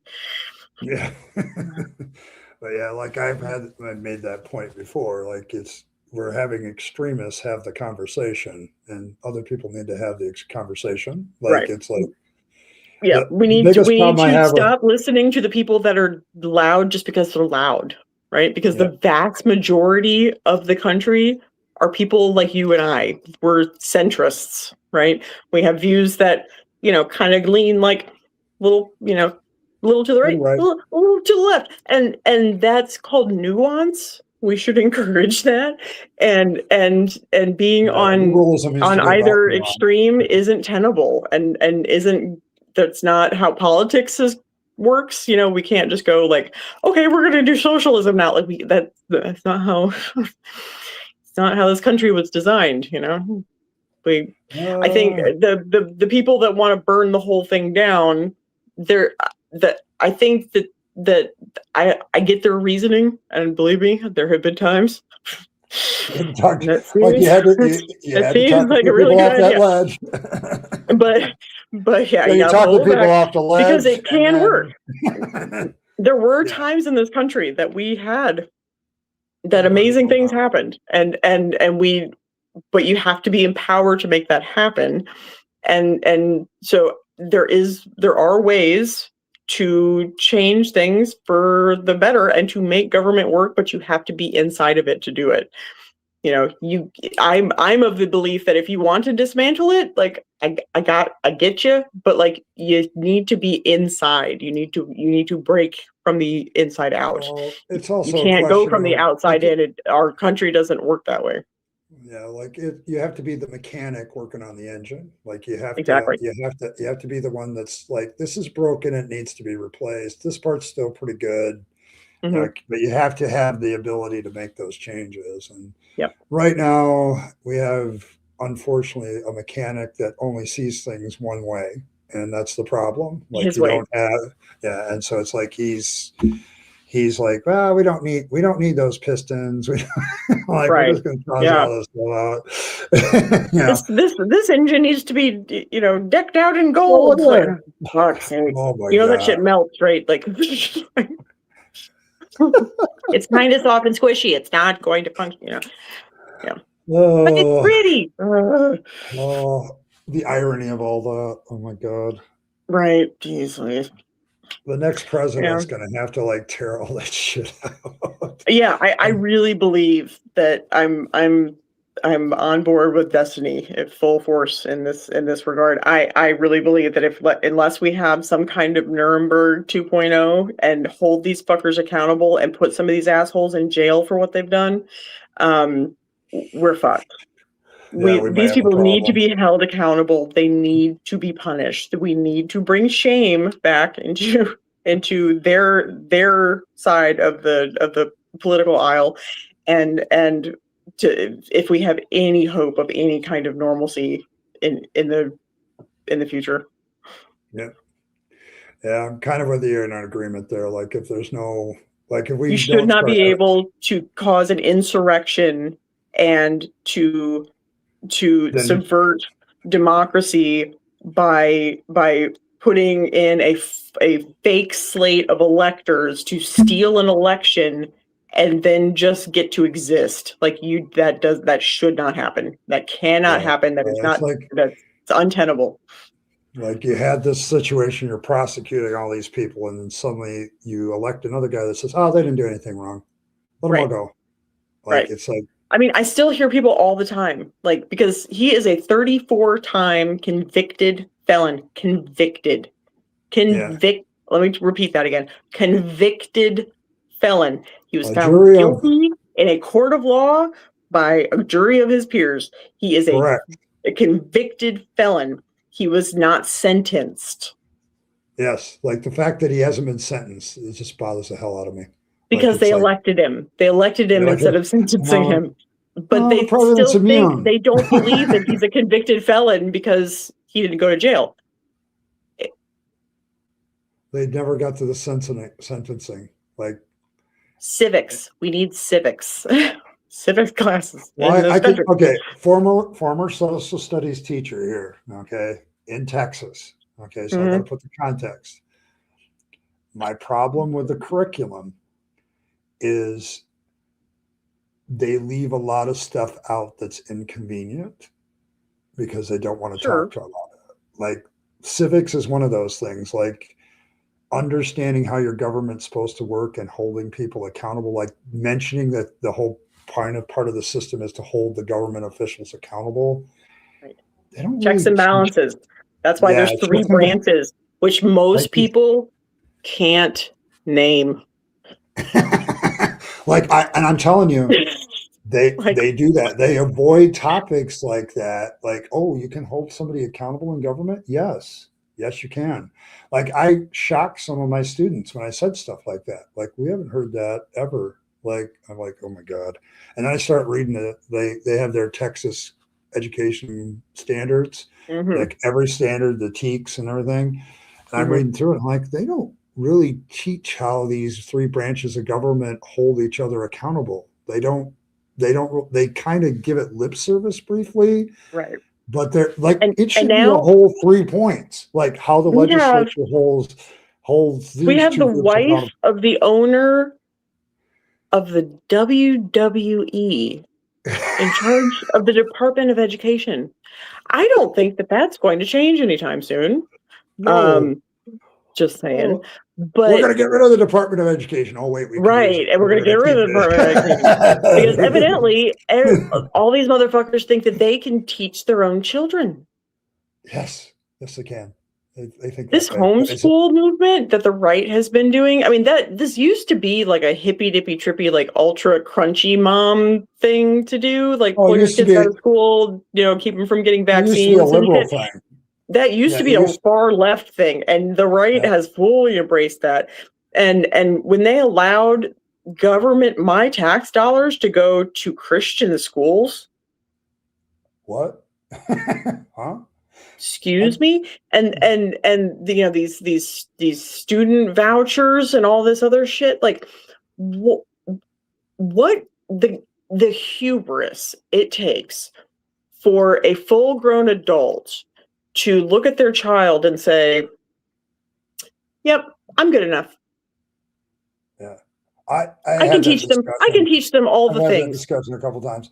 Like, you can only get so far. Like, once you get past 2nd grade, it starts to get complicated. It really does. Like, how do you teach? Like, if you get the kids to high school age, knowledge is too diversified for anybody to know all of it anymore. You can't do it. Like, plus those kids they turn out weird. Homeschool kids are weird. I don't care what anybody says. They don't social, like with the religious takeover functions are weird. But in the religious takeover in the South, I could understand why a leftist would want to go the homeschool route at this point. Like, I could understand that. Like, they don't. We still teach in North Carolina. It's the war of northern aggression. You lost the Civil War, and they're traitors to the country, and they lost. But and they got damn lucky they didn't get hung. A couple of them did. Yeah, I mean, it's like it's one of those things where it's like I was in the South for a while and I was surrounded by that, and Texas is not the South. It's its own little. It is their own little thing. They take what you Southerners like to do and they push it too farther. Is what I say. Well, they took what Southerners would like to do and put yeehaw in front of it, and they. Yeah, but it's like I'm sitting there and I'm reading this stuff, and like this back then, what was it? Was Howdy Arabia? This is what I like to call it. yeah, but it's like they were pushing like we don't want to teach race theory in schools, and so they were fighting that. Which and nobody was teaching in nobody in was, grade school. Like that's a college level course. Like it's always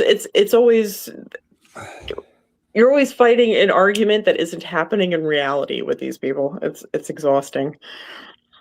yeah, but it was a moment where I was like, the only place you would teach this is like a high school junior senior class for advanced students. Like that's the Right. only place I would feel comfortable doing it, because everybody else would just screwball with it. Yeah. Like I mean, critical race theory is a college level course. yeah, Like an it is upperclassman college level course. It was yeah, never but it's intended like, for children. Like no, it what? wasn't. And they're like, oh, they're going to teach this to our kids. And I'm like, if you ever guys wanted to say that you white people are just embarrassed by the fact that you're racist pigs at a time when you shouldn't have been, just you don't have to say it out loud. Just Right. oppose this. Like it was, and I got like, I think that was part of my problem. I couldn't make any friends there because I didn't trust half these people because their viewpoints were Fair. wackadoodle. Like, I mean, how do I make friends with my colleagues when I'm looking at them and thinking too much like a Northerner, I guess? Like, I'm like, I come from Michigan, and a lot of the regiments that fought in the Civil War are the ones that beat your ass. So like, okay. Yep. And like, I know for a fact that, a lot of those guys fought to free the slaves. They were Again, absolute you get the abolitionists. neo-Nazis, right? They lost. They lost too. Yes. So, you get the KKK, which are, neo-Nazis mixed with like, oh, that's a wild historical mixed with the war of northern aggression, or just like, and they lost. Like, why you want to be losers? Like, obviously there's something about that particular ideology that like doesn't vibe with people generally. It doesn't win elections. No. It gets stomped out by literal nations in a world war. Like, they lost. Like, yeah, don't be losers. yeah, we're one of the few sucks. countries I've ever heard of where the loser of a southern of a cause on the losing side was allowed to put up statues. Like I've never heard of that. Like like you got your ass kicked. Like, why are you celebrating? And it's the whole lost cause thing that they're trying to revive and all that other shit. And it's like, and then the whole KK thing, like, if you ever study that organization, the fact that they were they were so well accepted for a long time. And I'm like, what the hell? Yep. You want to talk about a domestic terrorist organization? This was back in 2006, right? And my brother lived in Oriental, which is southeast North Carolina. It's podunk, right? And I come out to my car, I got a flyer on it, KKK flyer on my fucking car. It's like, excuse, this shit is like, what year is it? What the fuck? Well, yeah. Like, I mean, are we still wearing the robes? Are you still marching down the street? The pointy hats and the pointy hats. What the hell? Right. It's just I just don't. I don't get that whole still some of my greatest laughs were from "Oh Brother Where Art Thou," and I love that movie so much. And I'm like, I'm a dapper Dan. It's great stuff. Still some of my famous songs too. Like, I love. Oh yeah, that soundtrack is one of the best soundtracks, I think, of any movie ever made. Alison Krauss is incredible. Yeah, but the way the KKK is portrayed in that one is the way they should be portrayed, as dumb, stupid, and incompetent. And so, in Django Unchained. Yeah. Like, that was another good one. Yeah.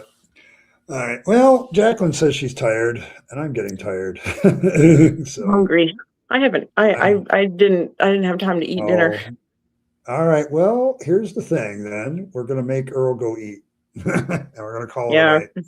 I'm a skinny bitch, and I've got friends that'll hear that and get pissy with me, and I'll probably start getting messages. You better eat. I forget to eat all the time. It's so bad. There we go. Well, we will do the last ad here tomorrow night. Yep, we will be looking at Dogma, right? Yep.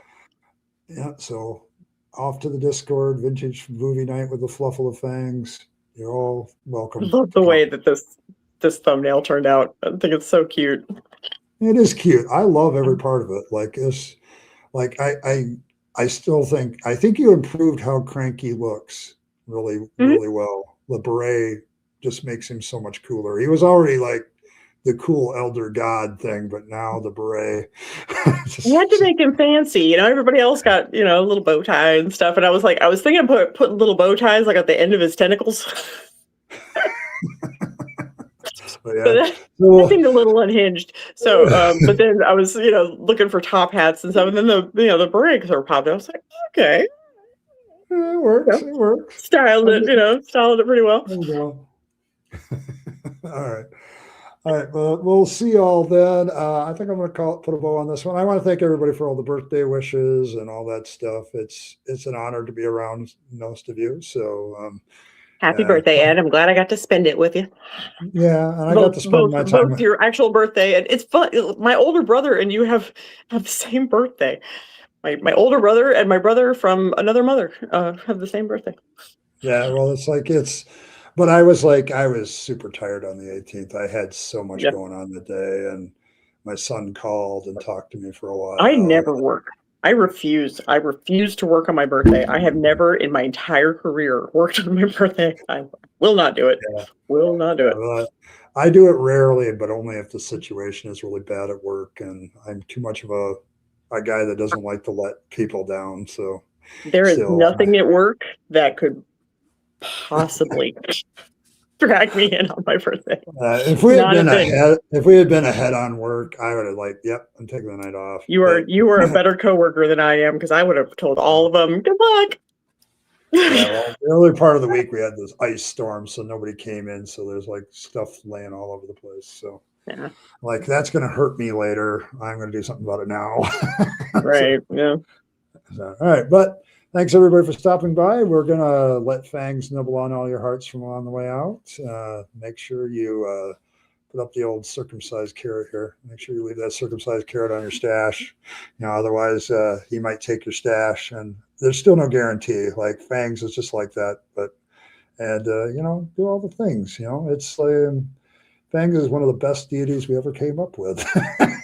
And the human race he's the best little muse I've ever had. I never get tired of putting him in ridiculous situations and giving him those great big beautiful eyes.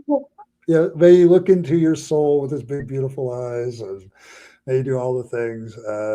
Make sure you let him take those pointy teeth and get rid of the religious corruption in your vegetables. You'll feel better, trust me. And nom nom and all that. And everybody, live your best life. I've had a good 57 years, and the best ones have been at the end. So, because I got rid of all that stuff. So, live your best life. You only get one go around with this life. So, make sure taking all your time, money, and opportunities, and giving them to yourself, the people you love and care for, to make this a better world. You'll be happier if you do. And don't waste them on the trappings of religion and faith. That's a dead end. I speak from experience. And as always, thanks for stopping by. I will see all of you maybe at the movie, but also I will also see you on Monday. And we'll be doing another fireside chat and see who shows up. It's always a good day. So thanks everybody for stopping by. I'll see you all later. Thank you, Earl, for showing up and streaming with me. It's always a pleasure. I always feel very comfortable. With you. So it's very good. So thank you very much. Appreciate it. Happy to be here. All right. I'll see you all guys next time, and I'll catch you next time, guys. Bye.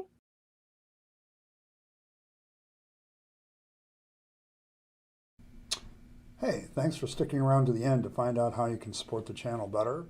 Of course, there's always the more normal notions of just hitting that like button, subscribe to the channel, hit your notification bell, and share the video with your friends and family that you think would be interested. That's always very appreciated. If you want to support the channel in a more tangible way, there's several options. You can super chat or super thanks in the comments or during a stream. Those are always very welcome. But you also can become a member of the channel.